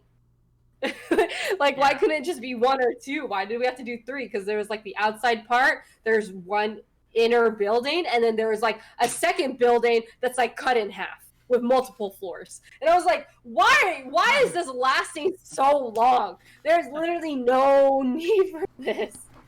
Yeah. Nah, I feel, yeah. It was so long. I fucking hated it. Yeah. Because they needed 3 days and, had to be... Yeah, they needed 3 days. That's really what it was. They needed 3 days and this was it.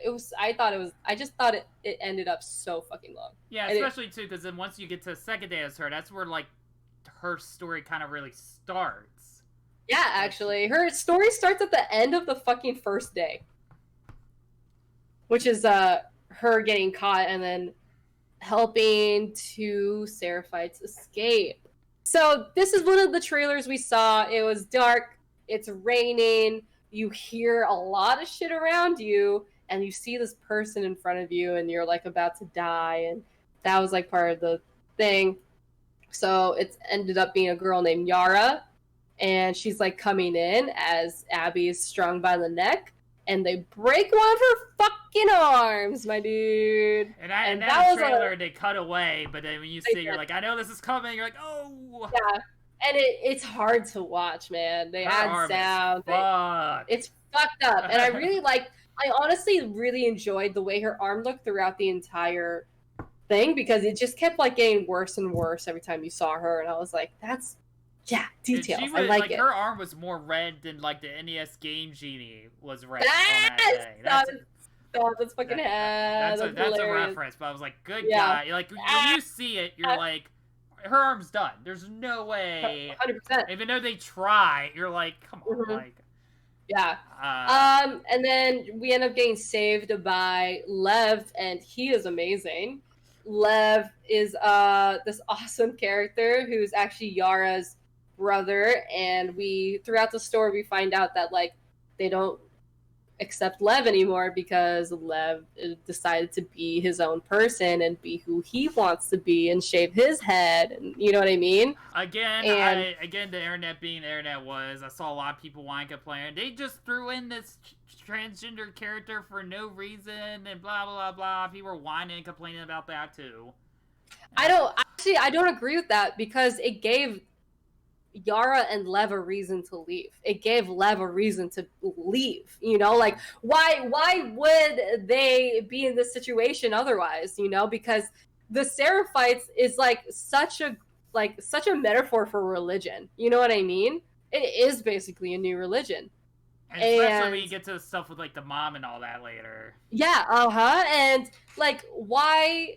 Like, I think it's such a great way to include, just be inclusive, but also give an actual reason for something to happen.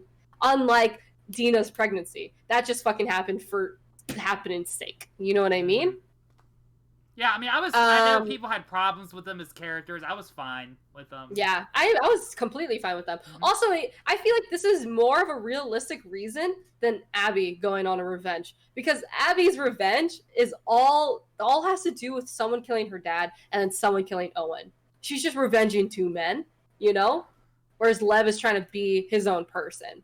That's, like, a true reason for me in this game for things to actually roll. Right, and the thing is, too, it's like, you know, discussion I've heard, too, is, which is kind of true, is that, thanks for the host, actually, and then, is that the whole idea is that, like Ellie and Abby are on the same journey, but Abby's a little farther down the road and closer to, like, change and redemption than Ellie, because this happened to Abby a lot sooner. Yeah. Than Ellie. So, like, having those two extra characters kind of ignites that change. That's why she's changing sooner than Ellie does. Yeah.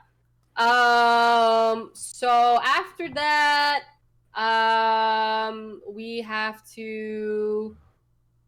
we kind of, like, leave them somewhere and we go back to the aquarium, and then she's like, I gotta save these kids. So we just go right back to where we were. Yeah, doing the hanky-panky with Owen. Yeah. Got a pregnant girlfriend or whatever. And I fucking hated this part. Like, why couldn't we just take them all the way back to the aquarium? It's because, like you said, they needed extra content. And then, they basically bring the two kids back to the aquarium, and then they're like, we gotta cut off her arm, and I was like, oh, so this is how the story is gonna progress. We're gonna get these supplies, and then I thought it was just a whole concept of, like, going all this rigmarole to get the supplies when you know it's not gonna do anything, and then it's still, there's no payoff to it. I'm like, why did I? So that's what I hated too. There was zero payoff. Especially considering what happens to her later when it's all said and done. And then after that, I was like, well, that was a bigger waste of time. Yeah. Like, I honestly, it felt like this was so out of character. Honestly. Just because they saved your life and their kids. Like, I get it, and, like, how else is she going to have this character development without them? But, like, I don't know, man. I don't know. Yeah, it's a little wonky. And then, and then you have to go back to the trailer park and you have to fight, like, 3 of those big dudes. You're like, Jesus Christ. That's what I hated. I hated leaving them, going to the aquarium, going back to get them, going back to the aquarium. Why? And then we go. So they can have that scene where Mel's there and have that awkward moment. That's why she left. Yeah, that's true too. Yeah. That's the whole reason she left. Honestly, to get those kids to come back and have that awkward 3 seconds with Mel. So then we go to Seattle Day 2 where they're trying to get supplies at the hospital, and I kind of wish there was just, like, another reason to go to the hospital. I wish there was just, like, a secondary reason besides saving Yara, because she doesn't know Yara. She doesn't, you know what I mean? I guess, like, yes, she could be, like, Abby could be one of those people where, like, she saved my life, I have to save her life, you know, like an eye for an eye kind of thing. But, like, we don't know that. They never, like, really established that. And you team up with Lev, and this is the part of the game. Oh man, this is the part of the game where I related to Abby the most. Is this section of the game. Because, very similar to Abby, I'm not the biggest fan of heights. So Lev's like, oh, we're gonna go up a little bit. We're like, okay, we're going up. And then she's on like this rickety little stick bridge thing, 8,000 feet in the air. And she's having a panic attack, and I'm starting to have a panic attack. And then like, oh, it can't get any worse. And then he's like, and then you see where, and then no, it gets worse. And you're like, oh, dear God. And you fall. But I did enjoy this part. I did enjoy going through the buildings because like we learned more about the Seraphites. And I was like, this is actually really cool. But then you just fucking ruined it by bringing us into this fucking hotel for no fucking goddamn reason. Yeah. I mean, I liked it too. I was just having a panic attack the whole time. Yeah, for sure. And then you got the 3 floors in the garage and all that shit too. Yeah. Okay, so we're going through it, and we're at this hotel now, and we're just like, what's the point of this hotel? We have to get this gas mask for Lev, and I don't know, you know what I mean? We just have to go down. We just have to get out of this building. And I thought it was a cool part. I thought world building in that hotel was sick, but there's like, it could have been faster because there's no character development in there. All we needed was that like, there's just like a torch, you know what I mean? A what is it called? A fire gun or whatever. Yeah. Yeah. So that could have been faster. I did like the way it looked. I just think it took some time. How do you feel about the whole? And I just thought of something too. This is another Way Ellie reference, but I just wanted to say I appreciate the reference that we're in the arcade. There's the Jack X Racing in the arcade, and they have the PC Gaming Lounge. Yeah. And you fall through and you find another one of those fucking things. You're like, oh god. Yeah. That was cool. That was cool. I liked it. Like there was like also a part in one of Ellie's days. She goes through an apartment and there's like a D&D table with like figurines. I was like, oh yeah. I was like, I like these elements. So like basically it just felt like that, where it was just like one of these elements that like because they know gamers are gonna fucking play this, you know. So they're like safes? Oh, I enjoyed the safes. I just thought it was like, I feel like we should have. I don't know. I liked the safes, but also I feel like it should have been harder to find their codes. Because sometimes the codes were just in the same room. I kind of wish we had to like look around a little more, or like do a little bit problem solving. There's one problem solving one, there's 2 problem solving one. Where one of them was like, the code is 30 years before anniversary, and then the second one was the code is when we had that big win, and it was like the not the fish, but actually the lottery ticket. And I like that more than just having the code on a piece of paper. Yeah, I mean, I liked it too. I missed the first one like an idiot because I didn't think of put in a date properly, and I was mad about that. But, yeah, and then you had supplies, and I'm sure I missed a safe or 2 along the way. But yeah, I mean, it was fine. It was okay. Yeah, it was like not bad. Yeah, I liked it. Yeah, no, it was fine. But I wanted to ask you though too, because now we're getting into this part with the Seraphites and all that. I'm still unsure how I feel about this because I don't know the lady's name, but the one that's like the grand leader, right? Yeah. It's like they build up this grand leader at kind of like an Andrew Ryan BioShock kind of feel. Yeah. And you do learn a lot about them and stuff, but you never like see her. There's never it doesn't lead anywhere. No. And I mean, yeah, it could set up for something down the road if they do it, but even they don't know if they're gonna do another one. I mean, he said it himself, so who knows? Yeah. So the fact it did disappoint me. That didn't really lead anywhere. I was like, it's good to know, but why then do I give a shit about this lady? Yeah. It doesn't like I feel like it could have been different. Yeah. I feel like it could have been different if, you know, like how Ellie was like looking, like finding all these drawings of her specifically. I feel like that could have been different, like a quote or like their way of living. But like it was always her and statues of her, and we never saw her. And it's just like, you just built us up for nothing. Because it's one thing. Yeah, it's one thing to have the Seraphites in the game is fine, because I think they're great. but then to have this whole stuff about this when all this other crap's going on. Yeah. It's like really like shoved in. It's like the equivalent of them like putting Venom in Spider-Man 3. Like yeah, it did feel 100%. It You're felt like, this has no relevance to all this other story I'm trying to focus on. Yeah. To get through. Like I just they They needed to stop like just focusing on the woman itself and just the religion. Yeah. That would have been completely different. But they decided to focus on the women, and like that's just like I got lost. It just didn't matter. I'm like, why am I? It's interesting, but I don't give a shit. But they were really playing it up during that part. They really were, honestly. They had the truck and all that. Yeah. Yeah. Okay, so we're really going through this. So Abby makes it to the hospital, and basically they're like, "Bitch, you've been AWOL," and she's like, "I'm just." Bleh. So they tie her up in an elevator, and Nora comes to get her, which is another cool callback to Nora.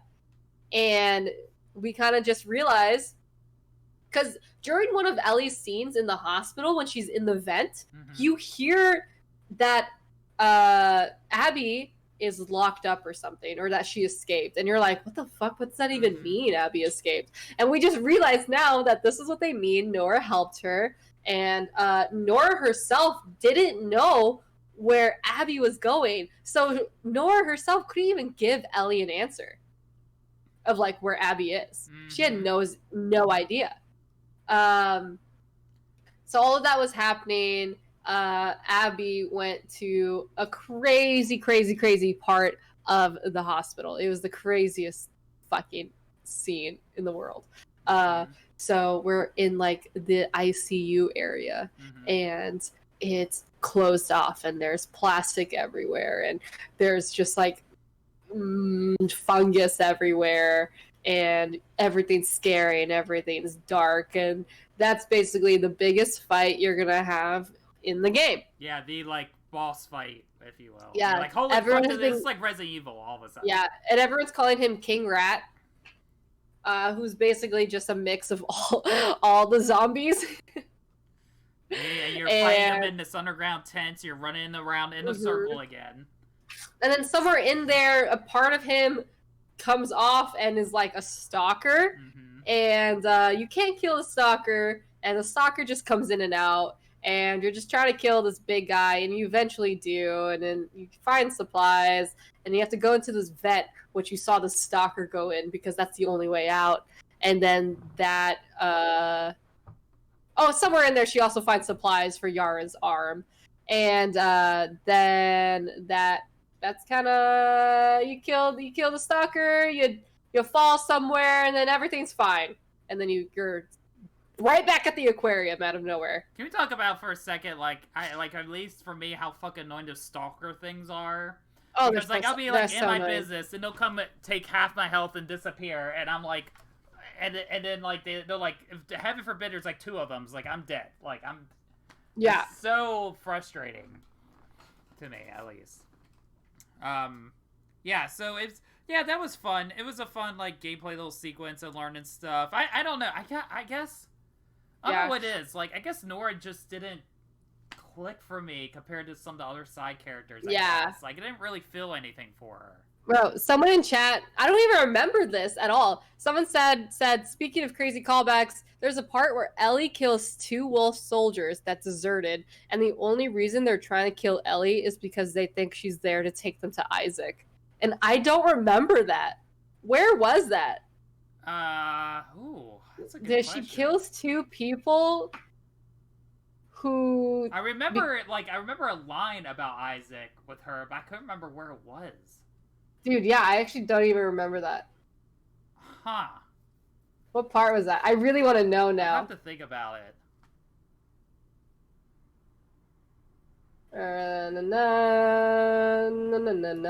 Alright, Jerome, you tell me where that is, because I don't know what that is.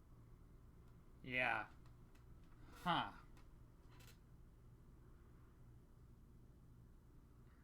Yeah, I don't remember. That wasn't at the news station, was it? No.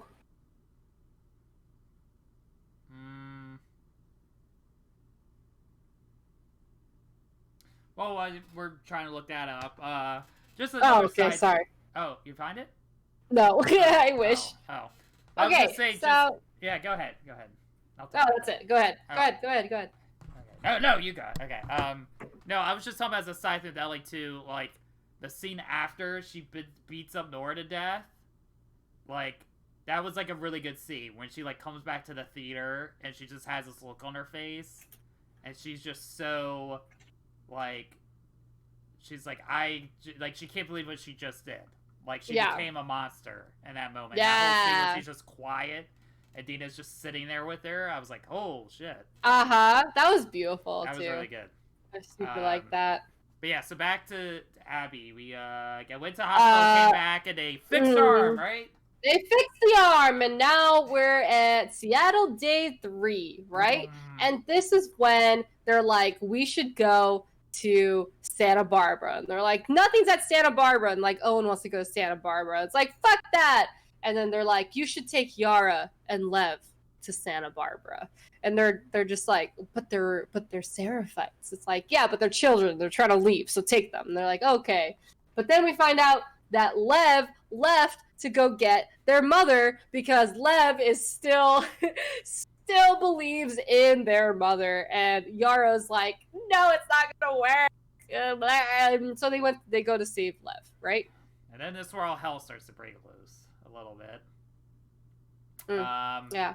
We start seeing, because earlier in the game when they went to see Isaac, right, they were talking about doing like an attack. Like that was the whole thing. They would go attack the Seraphites, and then while this is going on, then that's when this attack starts happening. Yeah, so the attack starts happening, and Abby and Yara are like going through buildings to like, just get to Lev, and and then that was I actually really did enjoy this part. I felt like Yara and Abby getting Lev, and then Lev and Abby at the end was like such a good pace. I found that it was really well paced because you just kept going, and like there's some scenes you have to just sneak by. I just super liked it. And so they've so they go, well, yeah, so I might have like said this the wrong way. The whole attack and everything on fire thing doesn't happen until after they get Lev, right? Because they're on their way to get Lev. They're not, the Seraphites aren't being attacked yet. They're just sneaking around by them to get to Lev and Mama. Yeah. And then they get there. And they find, and I like this too, as well paced. And they found Yara/Lev's mom dead, and then Lev in the corner, and he's all shaken. He's like, I was just trying to talk to her, and she attacked me. And they're like, well, I'm your family now, Lev. Let's go. And basically, Lev, Abby, and Yara go, and they just escape, and they get kind of intervened with wolves, and Yara dies. So we fixed her arm for nothing. But also, Yara is the one that saved us from that encounter, because she wasn't technically dead, she was just dying. But then they finally killed her, and Abby and Lev are like, oh my god! and then actually, I forgot. Somewhere in there was Manny and Abby in the sniper scene as a flashback. Yeah. So, was that a flashback? That was a flashback. Yeah. So there's a scene where like you. No, it wasn't a flashback. No, it was a date. It was an actual thing. That was an actual thing. Okay. So yeah, because you're like oh yes. So what's happening is that's on the way for Abby to get medicine. Like the beginning of that, I think. Yeah. And no, it's on the way to get Lev. Okay. So basically, what happens is like Yara is literally, she can't do shit. She has no arm, So Abby was like, just wait here. I hear a bunch of gunshots, and it happens to be Manny, and his whole crew's dead from the sniper, and we're just trying to find this sniper. And sometimes you can actually scope in and see that it's Tommy before it's revealed. And then Tommy's about to kill you as Abby, and then Yara pushes him right into the fucking water, and you're like, where the fuck is he? He's gone. And then that's when they end up going to the island and finding Lev, and then Yara dies. I just thought it was so well paced. All of that was so well paced. I was so into it. Yeah, Manny gets shot, he's dead, and you're like, fuck you. And then then Tommy disappears, but we know he survives. Yep. And then we know he survived. He's fine. Yeah, and then I can't remember if it's before. I think it's before, because because what happens is so they come in to attack the Seraphites, and then as like the three of them trying to escape, Isaac just shows up out of fucking blue. He's only in 2 scenes of the game. Actually, so in the scheme of things, like he's legit out of nowhere. Serviced the story, but it's not enough to be like. I was like, oh, you're this big head honcho. It's like, hi, I'm here. And then you're dead. I'm like, okay. Then you're like, okay, bye. Yeah, he gets killed. Yara gets killed. And you're like, fuck, I wasted 2.5 to 3 hours for no reason to get her shit. 100%. That's 100% what it felt like. And then you're running through, and then everything's on fire. Then you're on the horse. You're fucking just going. And it was pretty dope. Oh, yeah, the horse. And so you find a horse with Lev. And you're going through all these battle scenes, and you don't even technically have to kill anyone. Yeah. You could just run past them, which I did. And until then you get to the island that is on fire, and you're trying to get through it. And honestly, I thought that whole scenario was gorgeous. It looked so good. It felt awesome. The lighting was fantastic. Like, it was so different from the whole game, which felt really muted. The whole game felt muted just because it's apocalyptic. Why would it not feel muted, you know? Yeah, and at this point, and too, because, like, you can look off in the distance and see on fire, which looks nice. Yeah, and then, like, they had a cute talk at that, like, yeah, and at this point, the game expects you to be invested in Abby. Which... Yeah. But really, we're really invested in Lev. If anyone, we're invested in Lev and not Abby. Which is really funny, because, like, you want us to be invested in Abby because she saved Yara and Lev and went through all these hardships with them, but really, you're like, Lev! Okay. And then, but then, so they almost, okay, so this is where I want to ask your opinion on this, too. Okay. Because then they get to, like, you're getting close to get to docks because there's seas boats. They're like, crap, there's a boat over there. Let's get that boat, get the fuck out of here. Yeah. So they get through, and then there's this mini fight. Now, earlier in the game, we had one fight, right? Because, like, when Abby first gets rescued by them, and she's whacking the shit out of everybody with a hammer. Then she goes and fights this, like, first big lady to get her backpack, because she has her backpack. Yep. And that was, like, a little bit of a pain in the butt, because you just had fists, and it took a lot. And and every time you, like, hit her to a certain point, she would start whacking twice, and then you would hit her again, and she would start whacking 3 times. And you're like, Jesus Christ. Yeah, and I was like, okay, that's fine. But then, I don't know, you might be fine with this, but then when you get to this next boss fight, where they're trying to escape, and it's just, it felt like, I was like, it felt unnecessary to me. It felt like, why am I having this unnecessary boss? It's like I was in a Final Fantasy game all of a sudden, where I came across this, like, random big monster that's out in the middle of the way. It did feel like that, 100%! And I'm like, why did I have this extra boss fight when I'm trying to chase after this dude, but I gotta get past it to move forward? Yeah. Like, when you're in Final Fantasy X and you come out of the cave into Xanarkand, and there's this big fucking bug thing you gotta fight or whatever. It's honestly because they wanted us to have a boss fight, but, like, we already technically had one in that hospital.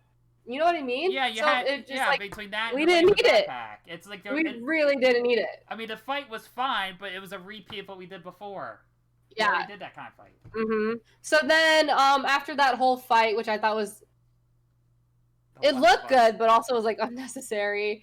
We find them at the theater, and then we, do all the things we already know. We grab Tommy, we kill Jesse, we shoot Tommy. You think Tommy is dead, then you and Ellie have a fight in the theater. And the whole time, you're like, I don't want to fucking fight Ellie. I like Ellie. I don't like Abby. Like, what is the point? You know what I mean? I didn't like any of it. Stealth fight too, which is weird. Yeah, it was so stupid. And like, I let Ellie kill me a few times. I was like, fucking just take me, you know? And then you have to like punch Ellie like 3 times to really get past that scene. And then Abby is about to kill Dina, but Lev's like, Abby, don't. And then Ellie's like, she's pregnant. And then Abby's like, okay. And then they just leave. She's like, don't ever let me find you again. Right? And then that was the end of that. And then we jump to what it felt like was the end of the game. And this is where people like this is where it happens. This is the moment where it's like after this, people like either like are okay with it and fine, or it takes them out and it just pisses them off, and this should have stopped here. I think the whole thing, that whole ending felt like a DLC. So I think, I don't even know. So it jumps, and Ellie has the life, right? She has the life. She's on a farm. She's in love with Dina. The baby is born. The farm is beautiful. And even though you hate the fact that Dina was pregnant, it was stupid. But then you see that stupid little baby running around. You're carrying the little baby and all that. And then... Oh my god, I love that baby. See, as I was saying, like, you hated the fact that she was... You hated that baby was in her belly. So cute! Yeah, you hated it when it was in her belly, but oh my god. Belly, but daggone it. That baby was the fucking cutest. It was just like, oh, it's like all cross-eyed as shit. I loved it. Yeah. It's just... Yo, yeah, okay, wait. Can I need to show you this clip, actually. Yes. Yeah, sure. I gotta, hold on. Let me just get to it. It's just me in love with this baby. You hated her being pregnant, but you're in love with the baby. Make up your mind. What do you want? Hold on, give me a second. I have to go to Twitch. Gosh. Which, that area looked nice. I like the look of the farm. Oh, for sure! And there's like that beautiful scene where she was on the tractor, and you just, you know? And like, you're looking out in the distance, and it literally felt like that was the end of the game. That literally should have been the end of the game. And Abby was like, Abby wasn't coming after her. Abby let it go finally. Yeah, Again, she was a little further ahead than Ellie as far as letting it go. But still, she let it go. Everybody was fine. And then Tommy was just like, had to get up in their business. All right, where's this? I don't know how to screen share. Turn on screen share like this. Down at the bottom. Boom. Yeah, there we go. Did it work? Yeah. Is it working? Yep. Okay. This is it. I can't hear the volume, but I see the baby. I still can't hear it, though. Why? I don't know. Oh, I don't know how to... I see the volume. I don't know how to fix it. Well, look at my stream. Look at my stream really quick. Alright, hold on.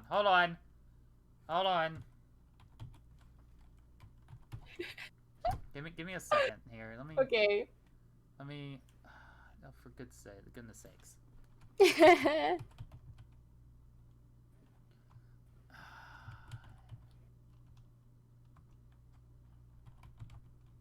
Alright, hold on. Okay. Okay, ready? Hold on. We're gonna be doing an. Alright, hold on. Oh, of course. Of course it's an ad. Yeah, it's yeah, and you're just going around with this.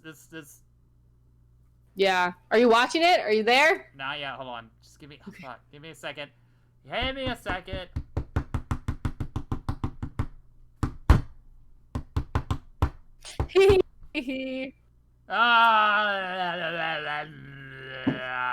Okay, yeah. All right. Okay, ready? Yeah. I'm gonna play this and pee at the same time. Yeah. Okay. Thanks for sharing. Yeah. I'm gonna play this and pee at the same time. I'm glad I heard that twice on my stream. Look at this cute ass baby. Look at this cute ass mixed I'm glad baby. I heard that twice. Chubby ass cheeks. Yo, look at you. You the cutest little bitch in the world. My fucking god, you're so cute. look at you little cross-eyed bitch. Oh my god. Oh, look at this little chuckle. It was like, I am cross-eyed. Okay, let's fucking go. Yeah, you cute. Let's go. I like you in your pajamas. What are they, dinosaurs? No, they're animals. Oh, so cute. Oh my god, you're so cute. Look at all these paintings of you, these drawings of you. You're so cute. Remind me how you talk to a baby. This is how I Remind me if talk I to a ever have baby. a kid not to like Kindle around her. Look at his little flapping son of a its bitch. arm. I know, I actually might though.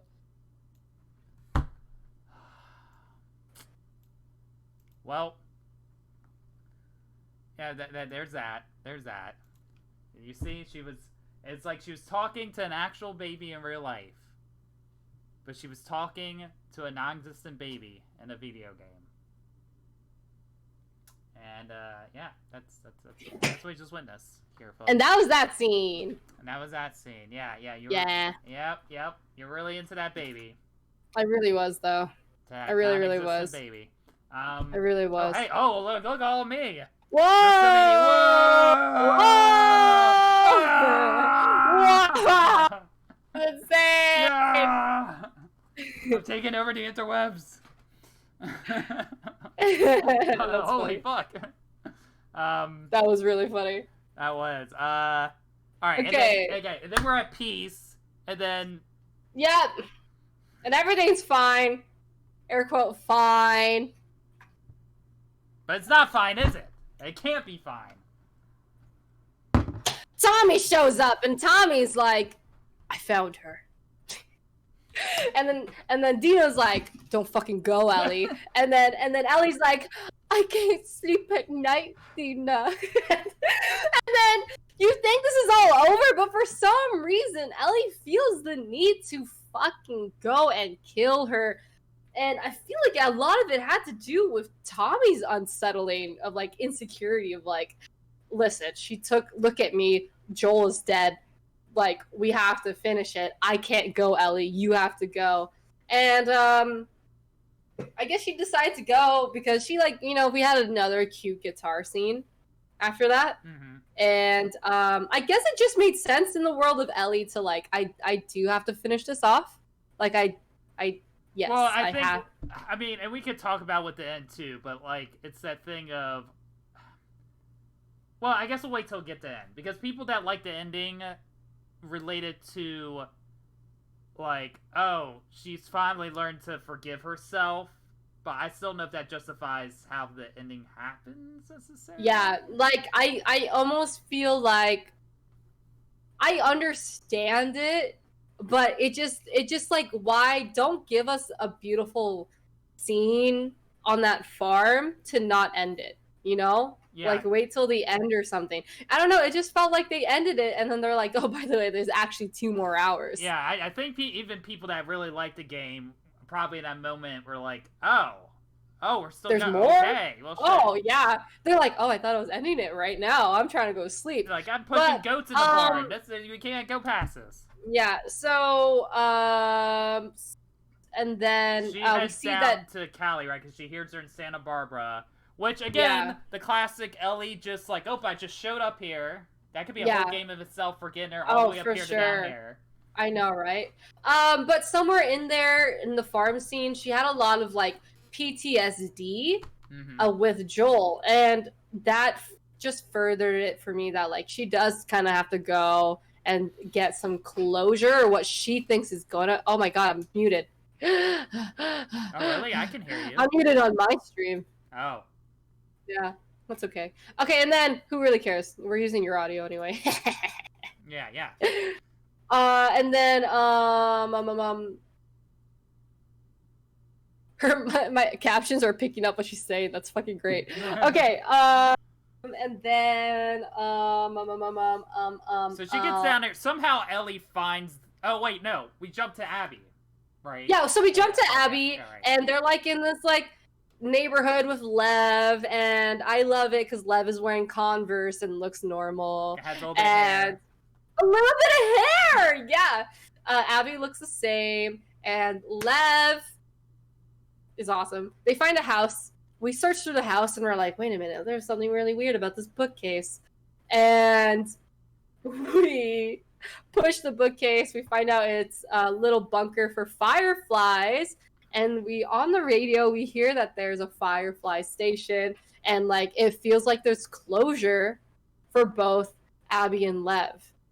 But the game's still not over there because they get captured. And you're like, why is there more? You're like, where the fuck these people come from? What the hell? Yeah, who the fuck are these people?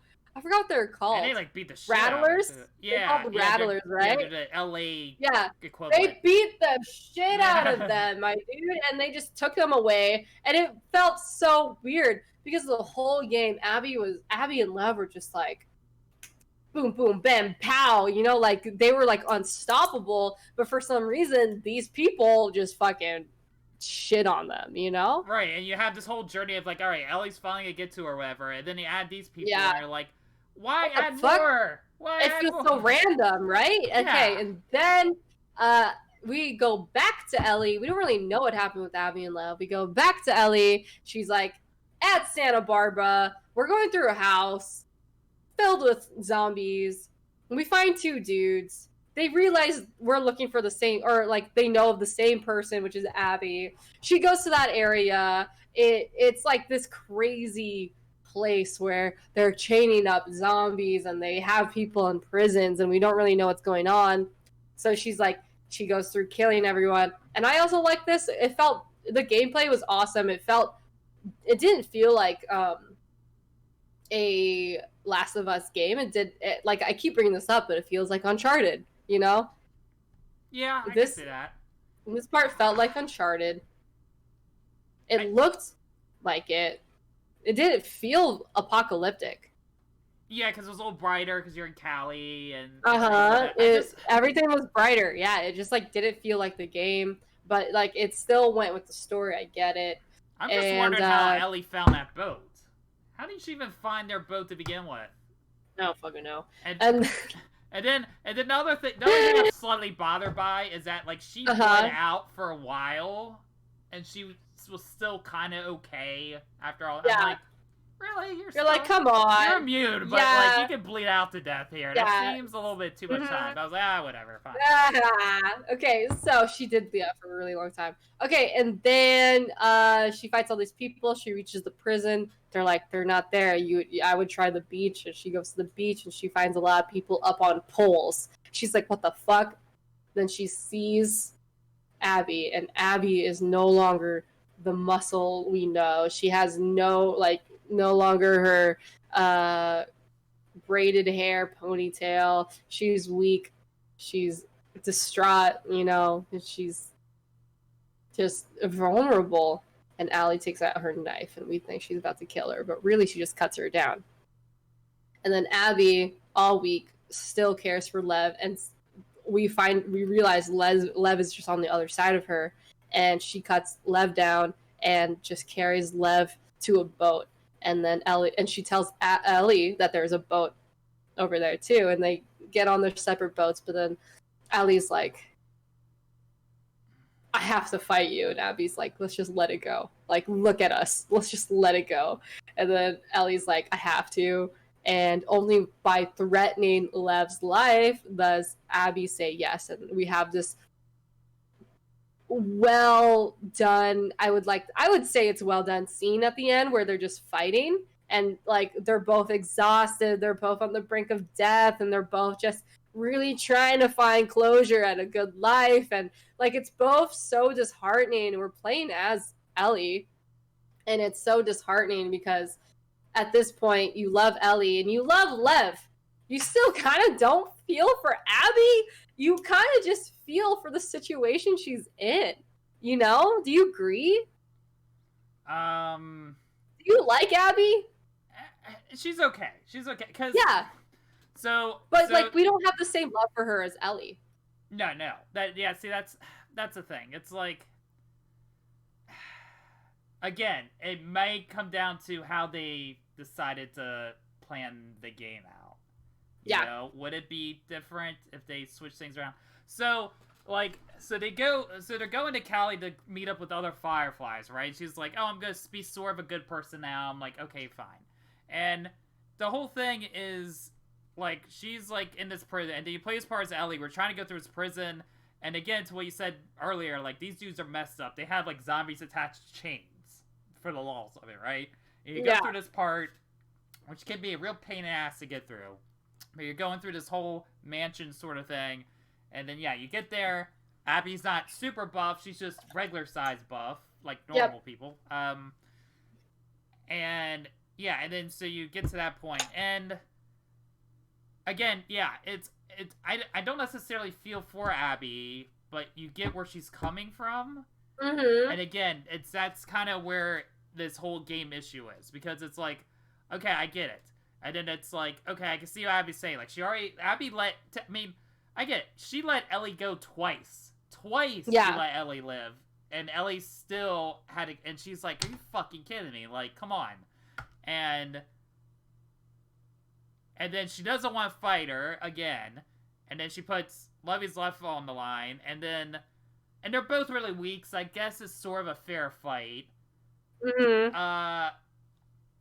And then, so then, like, Ellie, like, finally is about to kill her and decides not to kill her and let her go. And so, I can see part of it's, like, Ellie finally accepting what's going on. Because then you have that scene with her and Joel, right? Mm-hmm. Which is, like, one of the best scenes in the whole game. Like, of that. Then he starts crying. You're like, oh, God, the tears. And then all that. Where, like, Ellie, like, tells him, was able to tell him, okay, I can't fully forgive you, but I'm willing to try.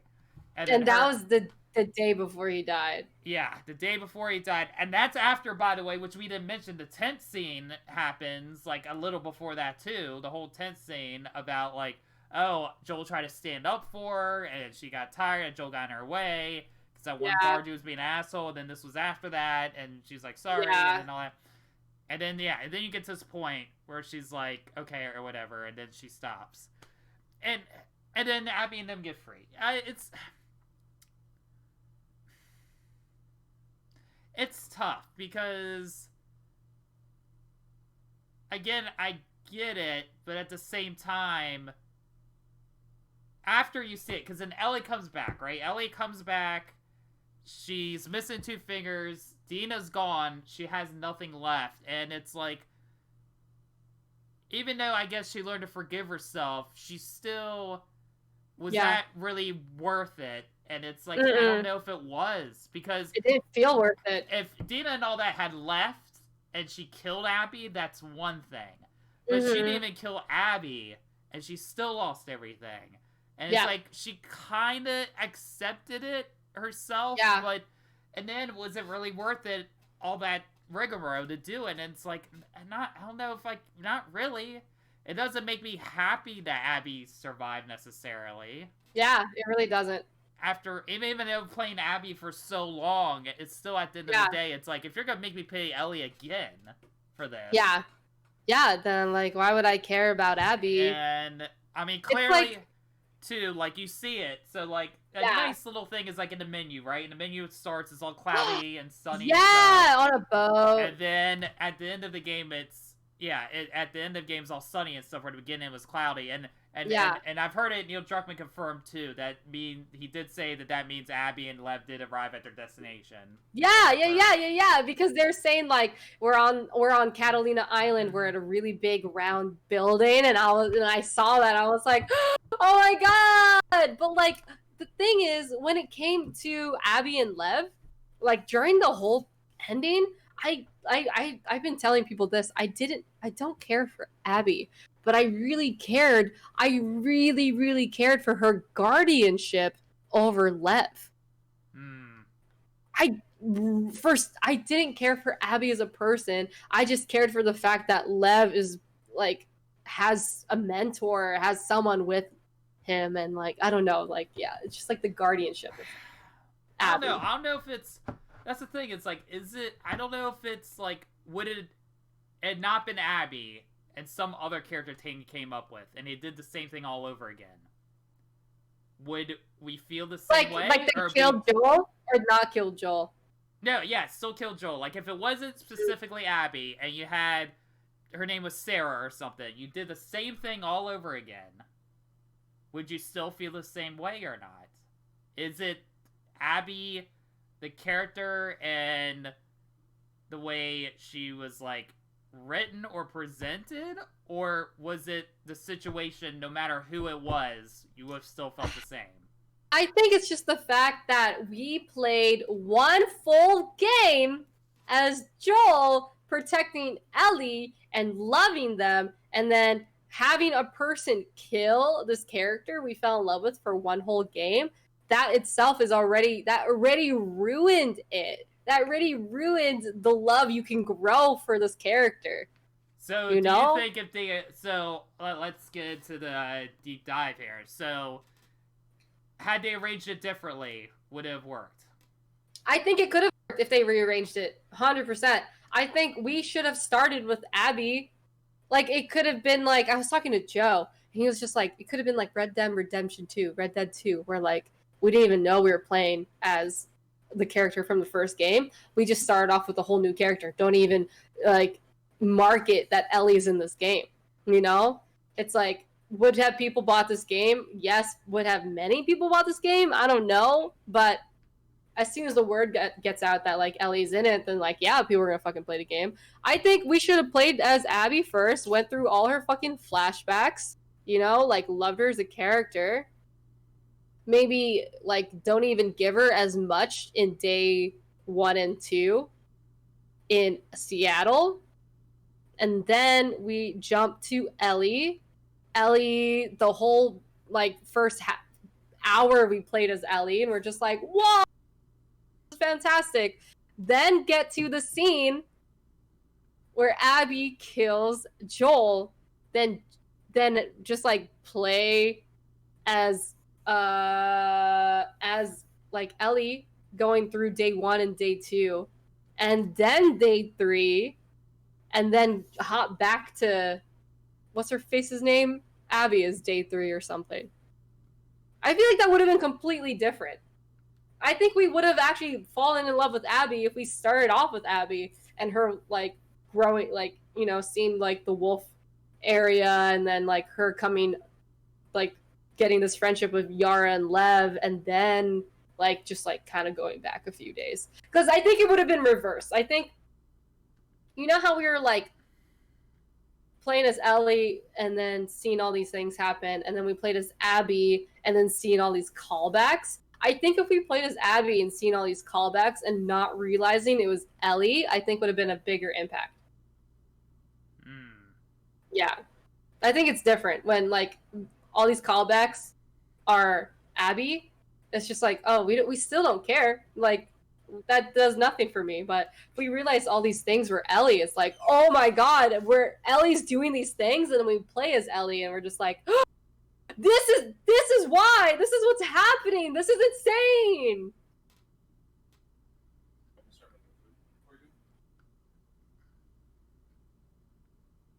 So you think the biggest culprit of all this really is like how the game was arranged? Yeah, I think the order of the game could have been better, 100%. Because, like, yeah, we still wouldn't have liked her as much, but, like, if they gave us a chance to like her without knowing the full backstory, I think more people would like Abby as a character more.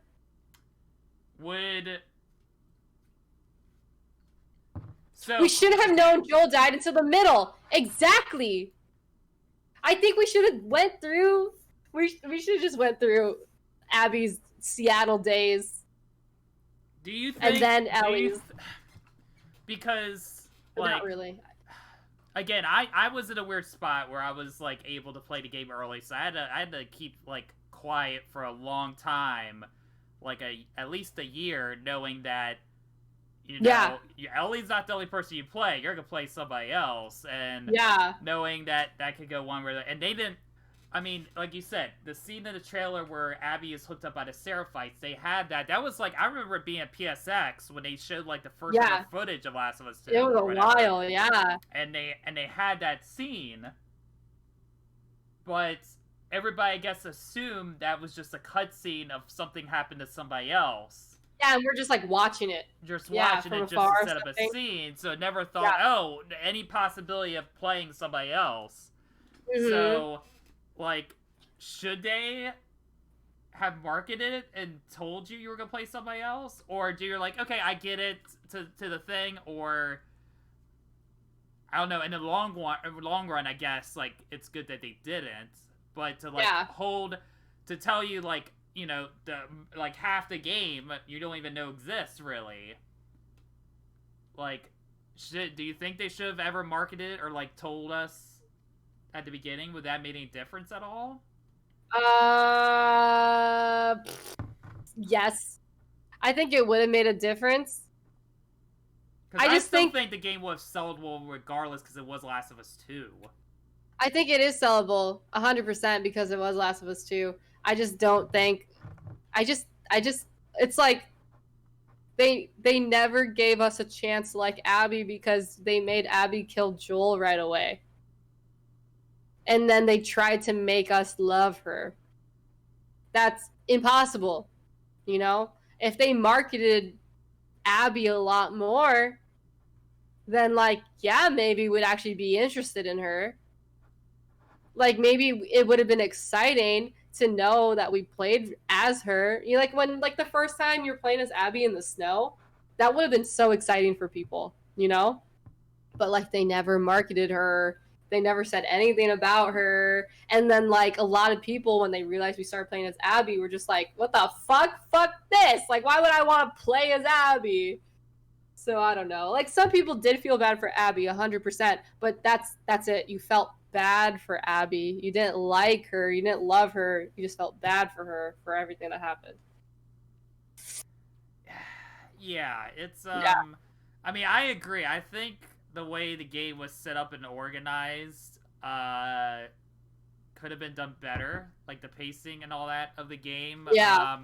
Not even just because of Abby, just because like just the way it was like put together. It like my biggest criticism of the game is I think it is way too long. It could have been It could have been anywhere from 2 to 4 hours shorter.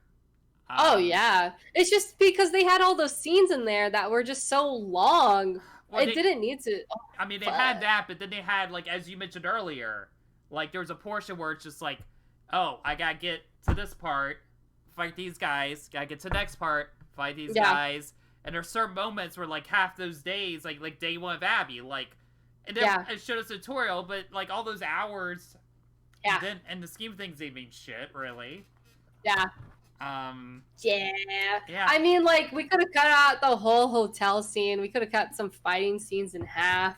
You know what I mean? Like, especially we did if they were gonna pull this, like the fact that they're willing to pull this and then make us do the 3 days over again. Yes, that's what made it felt even longer. 100%. But if we reordered things, I don't think it would have felt that long. Especially if they cut it down. I don't know, man. It was insane. I mean,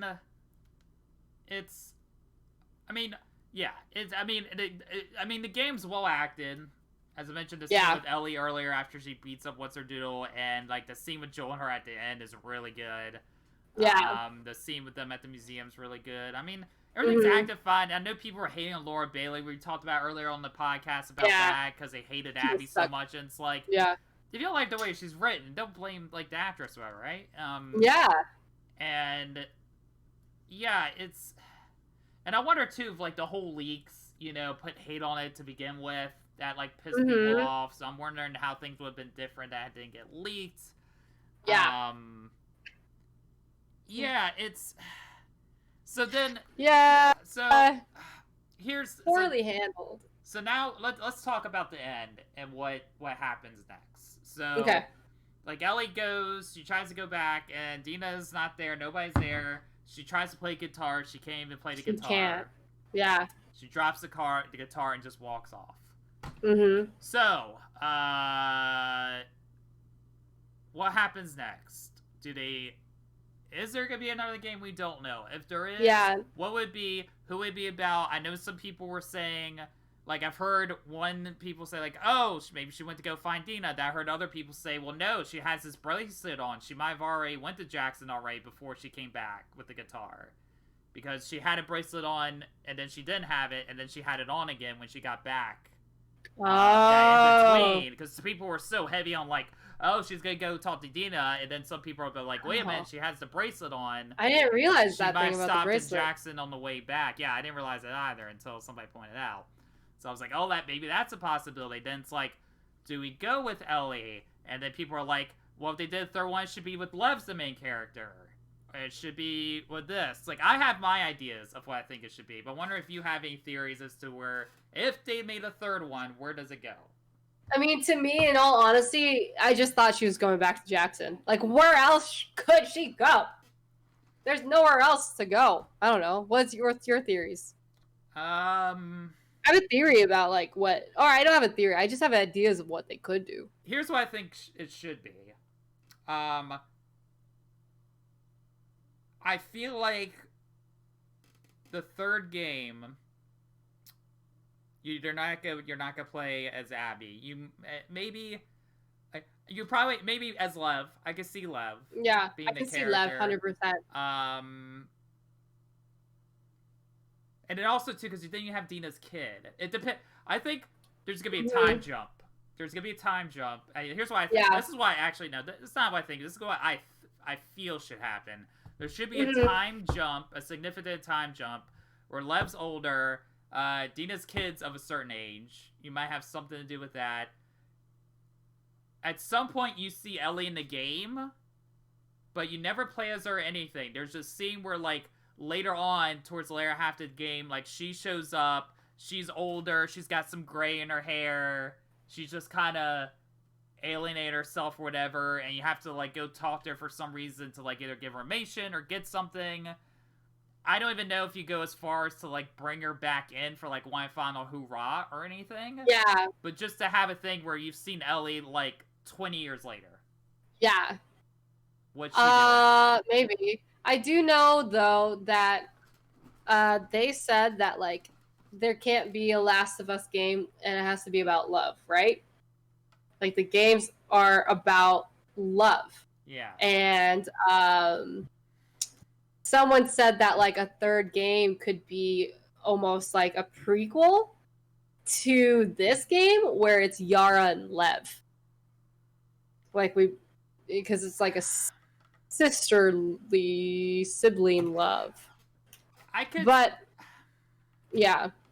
I can tell you what I really want, though. Yeah, tell me what you want first. What I want? I don't really want a third game. I feel like this is a good... Like, where else can it go? You know, because, like, the first and the second game are all about Joel and Ellie, and then now there's Ellie and who? No one. You know what I mean? So, like, where can the third game go? And then I thought the most interesting part of this game was the fucking ending with the prisoners and the slaves and the rattlers. Like, we had no idea what they were doing there. We had no idea what these slaves were for. That was, like, the most interesting part for me. We just completely passed over it. And what I want is a, like, DLC of Abby and Lev. And the DLC, we play as Lev. And we're just, like, in that area. We get captured. Time passes. We're, like, doing shit in there. And then we end up getting to the pole. And then Ellie comes and we're like, whoa, what a callback, you know? Saves us, but, like, you're all, like, on the boat and you're all like, you know? So you don't really do that fight scene again. You just kind of, like, remember it as, like, a past, like a you know, a fleeting memory or something. And then the end of the game is just you finding your way to Catalina. That's what I want as a DLC. And I don't think there should be a third game.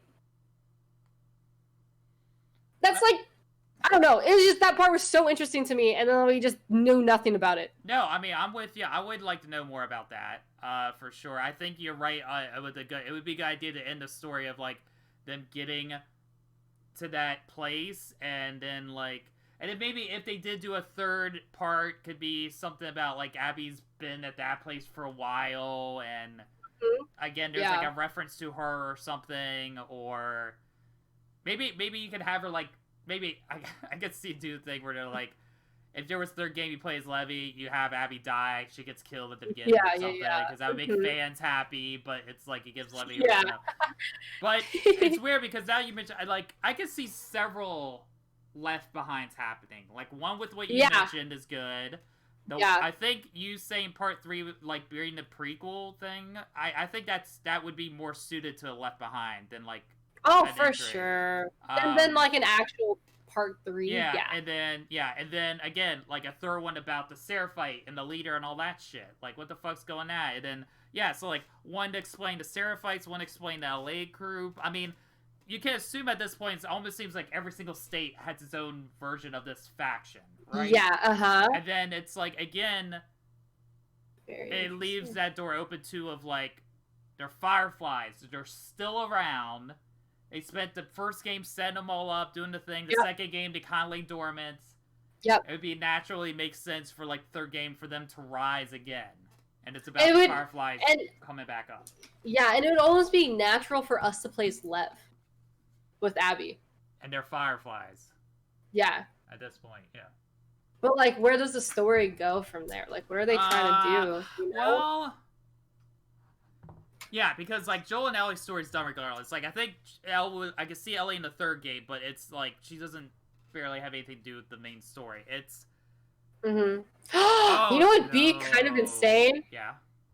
I think it would be insane if we play as Lev and Abby / technically as Lev, and we're Fireflies, and we're, like, they're trying to, like, do a thing, and it's almost similar to the first game where we're trying to find a cure, and then we end up finding Ellie, and she's like, I want to be the cure. I want my life to have a purpose again.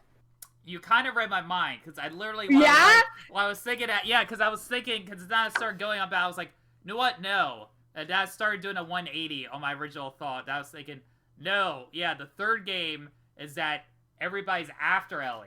That's the goal. It's like... Everyone is after Ellie? Everyone's after Ellie. So it's like, Ellie, you keep seeing her, like, oh, I miss seeing Ellie, but you don't see Ellie till, like, way fucking later. But the whole theory of, like, her already going to Jackson and like, already saw Dina, and, like, her just going into the forest and stuff, that could just be, like, a tell on, like, bro, like, what is Ellie's purpose in life? Like, she in the game, she said she wanted to have a purpose in life. So, like, what if, like, the game is getting Ellie, going after Ellie realizing there is a purpose in her life, and it's sacrificing herself, and then them trying to bring her back.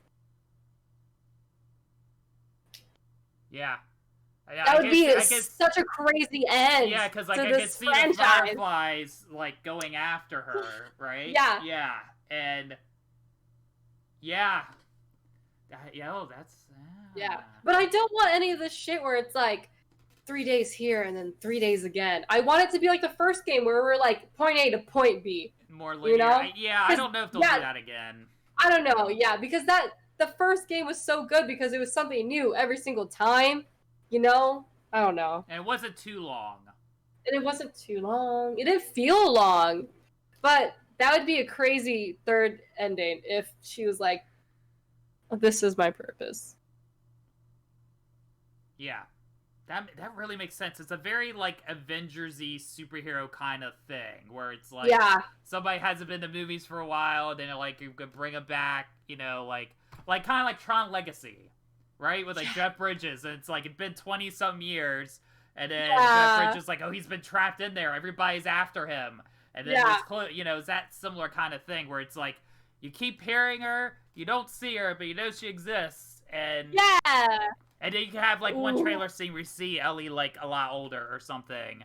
Yeah. And then you can have something where, if you want to keep Abby around or something where, like, Abby, like, protects her and dies trying to save her or something. Oh, for some reason. Bro. Yeah. But I feel like, it's either going to be, like you said, it could be one of those things, like, Ellie, like, wants to be the one to save people, or Ellie just wants to go into hiding and just be, like, left alone, kind of like a Logan sort of thing. Yeah, it could even be, like, Ellie trying to find Fireflies, and the Fireflies trying to hunt down Ellie, but Ellie doesn't know that. And so, like, it could be like Ellie killing people who she thinks is after her, who she thinks maybe are wolves, but they're really but they're really fireflies. You know? Yeah, it depends. Like, if you go that cliche route where it's like whoever's the current leader now of the Fireflies is a dick or not, you know? It would depend. That'd be insane. That would be insane. It depends on who that leader is. But there's the that would be a there. great ending. That would be a good ending to a fucking third, though. That would be a good ending to a franchise. Yeah. Again, yeah, it's like the same thing. It's like, I could totally see where they're left alone. You just leave it alone, let it go. But at the same time, it depends on how much do you care. It's like, do you want, like, to give it, like, do you want to leave, like, some people's, like, left a bad taste in their mouths? Do you want to end your franchise with that? I don't know. But yeah, I don't know, man. I like Neil every Druckmann, time I think though, of I feel like he doesn't give yeah. a shit. You know, like, Neil Druckmann, so, like, I want to do what I want to do, and it's like, you don't like it. Sorry. Yeah, that's true. You know? But, oof. I don't know, man. Fucking insane. I don't know. But, I mean, we don't know, right? Because this Last of Us TV show's happening. How close is that's going to be an adaptation of the games? How close is that going to be? How much is that going to change things? Because this whole plotline, too, could easily be a story, like, from a Walking Dead or Last of Us TV show. Yeah. Oh, fuck. Dude. So it depends on where they go with that. Because then, how long does that TV show go? So let's say they do the first 2.5 or 2 seasons, game 1, then they decide to do Last of Us 2.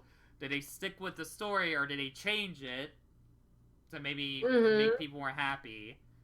And then, when does that show end? Or does that show keep going, and we either never get a third game, or a third one's way off, and then you have some Game of Thrones shit happening? So that's all we know. I know the future's in the TV show. I know that. Yeah. So I don't. We don't even. Yeah. Oh god. There's so many things that could happen with it. You know. I'm there with you. If they never did another one, that's I'm fine. I don't. Yeah, I think I'm good too. I just don't know if, like, every time you talk about The Last of Us, you're gonna think about Abby. You know. Yeah, because, like, oh yeah, remember how good Last of Us once was, and then they fucking that's the internet for you. You know, it's just. Yeah. Again, I don't know. Like, that's what he said. You know, Neil was like, we didn't even know if we were gonna ever do a second one, and then we just kind of decided. It just happened. That's and, what like, he said. Same thing with the third one. I don't know. Yeah, it could happen. It could happen. if it does happen, it's not gonna be for another. Well, how long was this one? 7 years? No, 6 years. I think first one was 2014. I think so. Yeah. So sounds end right. of the PS3 cycle. Now we're end of PS4. So end of PS5 cycle, maybe. I mean. Yeah. I mean, maybe. the game looks good. It looks so good. It's beautiful for sure. It looks good. That fire scene, the farm scene, so good. Yeah, and it's just, you know, and all the actors, and yeah, and then it's like, can you have a third Last of Us with no Joel at all? I mean, I feel like you had, like, every franchise, like, at some point, it's like, people, you gotta let it go, you know? You gotta, this is a whole world here. You gotta let Joel go at some point, you know? And it's like, yeah. To have one without him, you know, but it's like, I can't see them not having another game without Ashley Johnson in it. I can't. Yeah. Because it's bad enough you lost Troy Baker. I don't think they would do that and, like, lose her again, too. Because then, like, I don't know. If, like, you don't market it with Ellie in it or something, then, and so many people hated Abby, like, yeah, they're going to buy it, but, like, is it really going to be successful? Like, or, like, where they want their numbers to be, you know? Yeah, and again, too, I mean, the thing with Levy, like, you really like Levy. I'm fine with Levy. I don't love him, but I'm fine with him. But some people don't hate Levy. Again, they're like, this stupid transgender character got, you know, it's helped ruin the game or whatever. So it's like, could you really make Levy the main character of a story? You know? We'll see. We'll see. Man, what a trek. What a trek What this has been. a trek. This is why we need to make it its own thing, because we're like 3 hours of this shit. It's like, right? Oh my god, right? And do they even do stuff. a DLC, really? Should they do a DLC? I still think they should do one, and I want it to be in that fucking compound at the end. That was the most fucking interesting. thing, and like we don't know a thing about it. Why That's do they have true. slaves? Yeah, like Why why do they have prisoners? why were they chained up in the pool? Like, what the fuck did they do with those things? Why did they keep them around? Like, what's the... Yeah, like why turn them into a fucking zombie and then not do anything with them? I mean, did they just You know? take the prisoners and just chuck them in there and just like for laughs? Like, For laughs, yeah, right? But like one of them was like, I can't go back in there. I can't. Like, why? You know?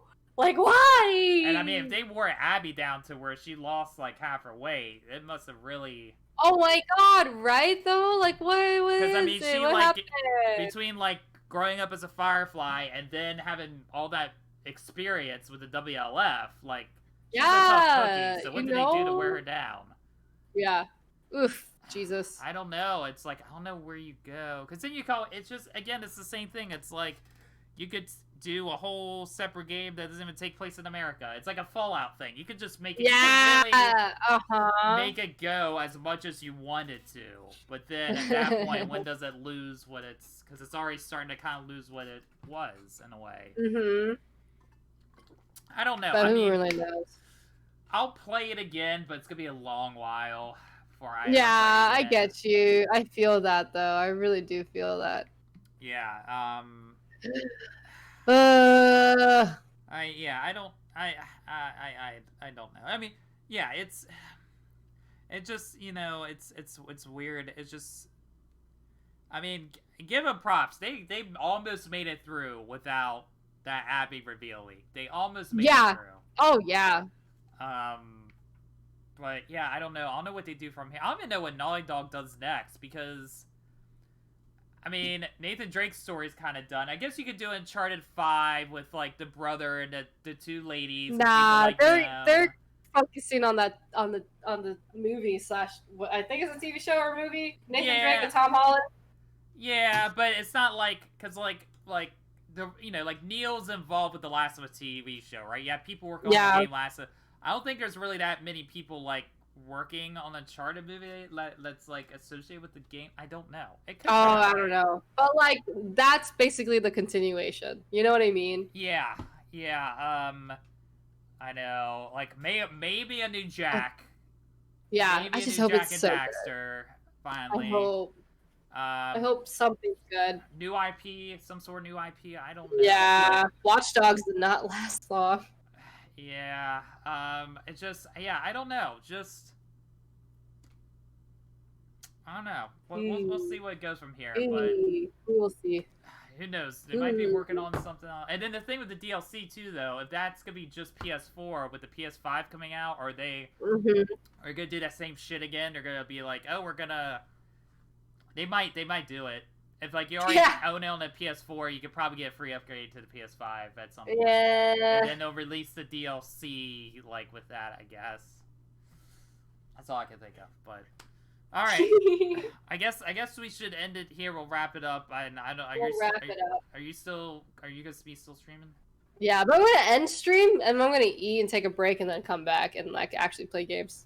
Yeah, I think I'm gonna do that too. I'm gonna end it too so we can like edit this down and stuff. Like I said, I sent you the one edit earlier. It took a while. I just sent that to dry because of fucking. I didn't check it, but I'll check it. Okay, yeah. If you want to edit that around, and this one I can try to do the usual and just edit down and post it. Yeah, but otherwise, yeah, I'll wrap it up here. I'm gonna do a take just to kind of end it. Okay. So hi guys, thanks for tuning in with us again as well. This has been our podcast of The Last of Us review discussion. I know it's a long one. We appreciate you guys hanging there with us, and hopefully, if this turns out, we might do another one of these down the road. I think this was kind of fun and interesting to get a little bit more I like in-depth. it. And to get more of our like opinions of things out there. So we'll see you guys on the next episode or next special. Thanks for supporting us, guys, and tuning in. And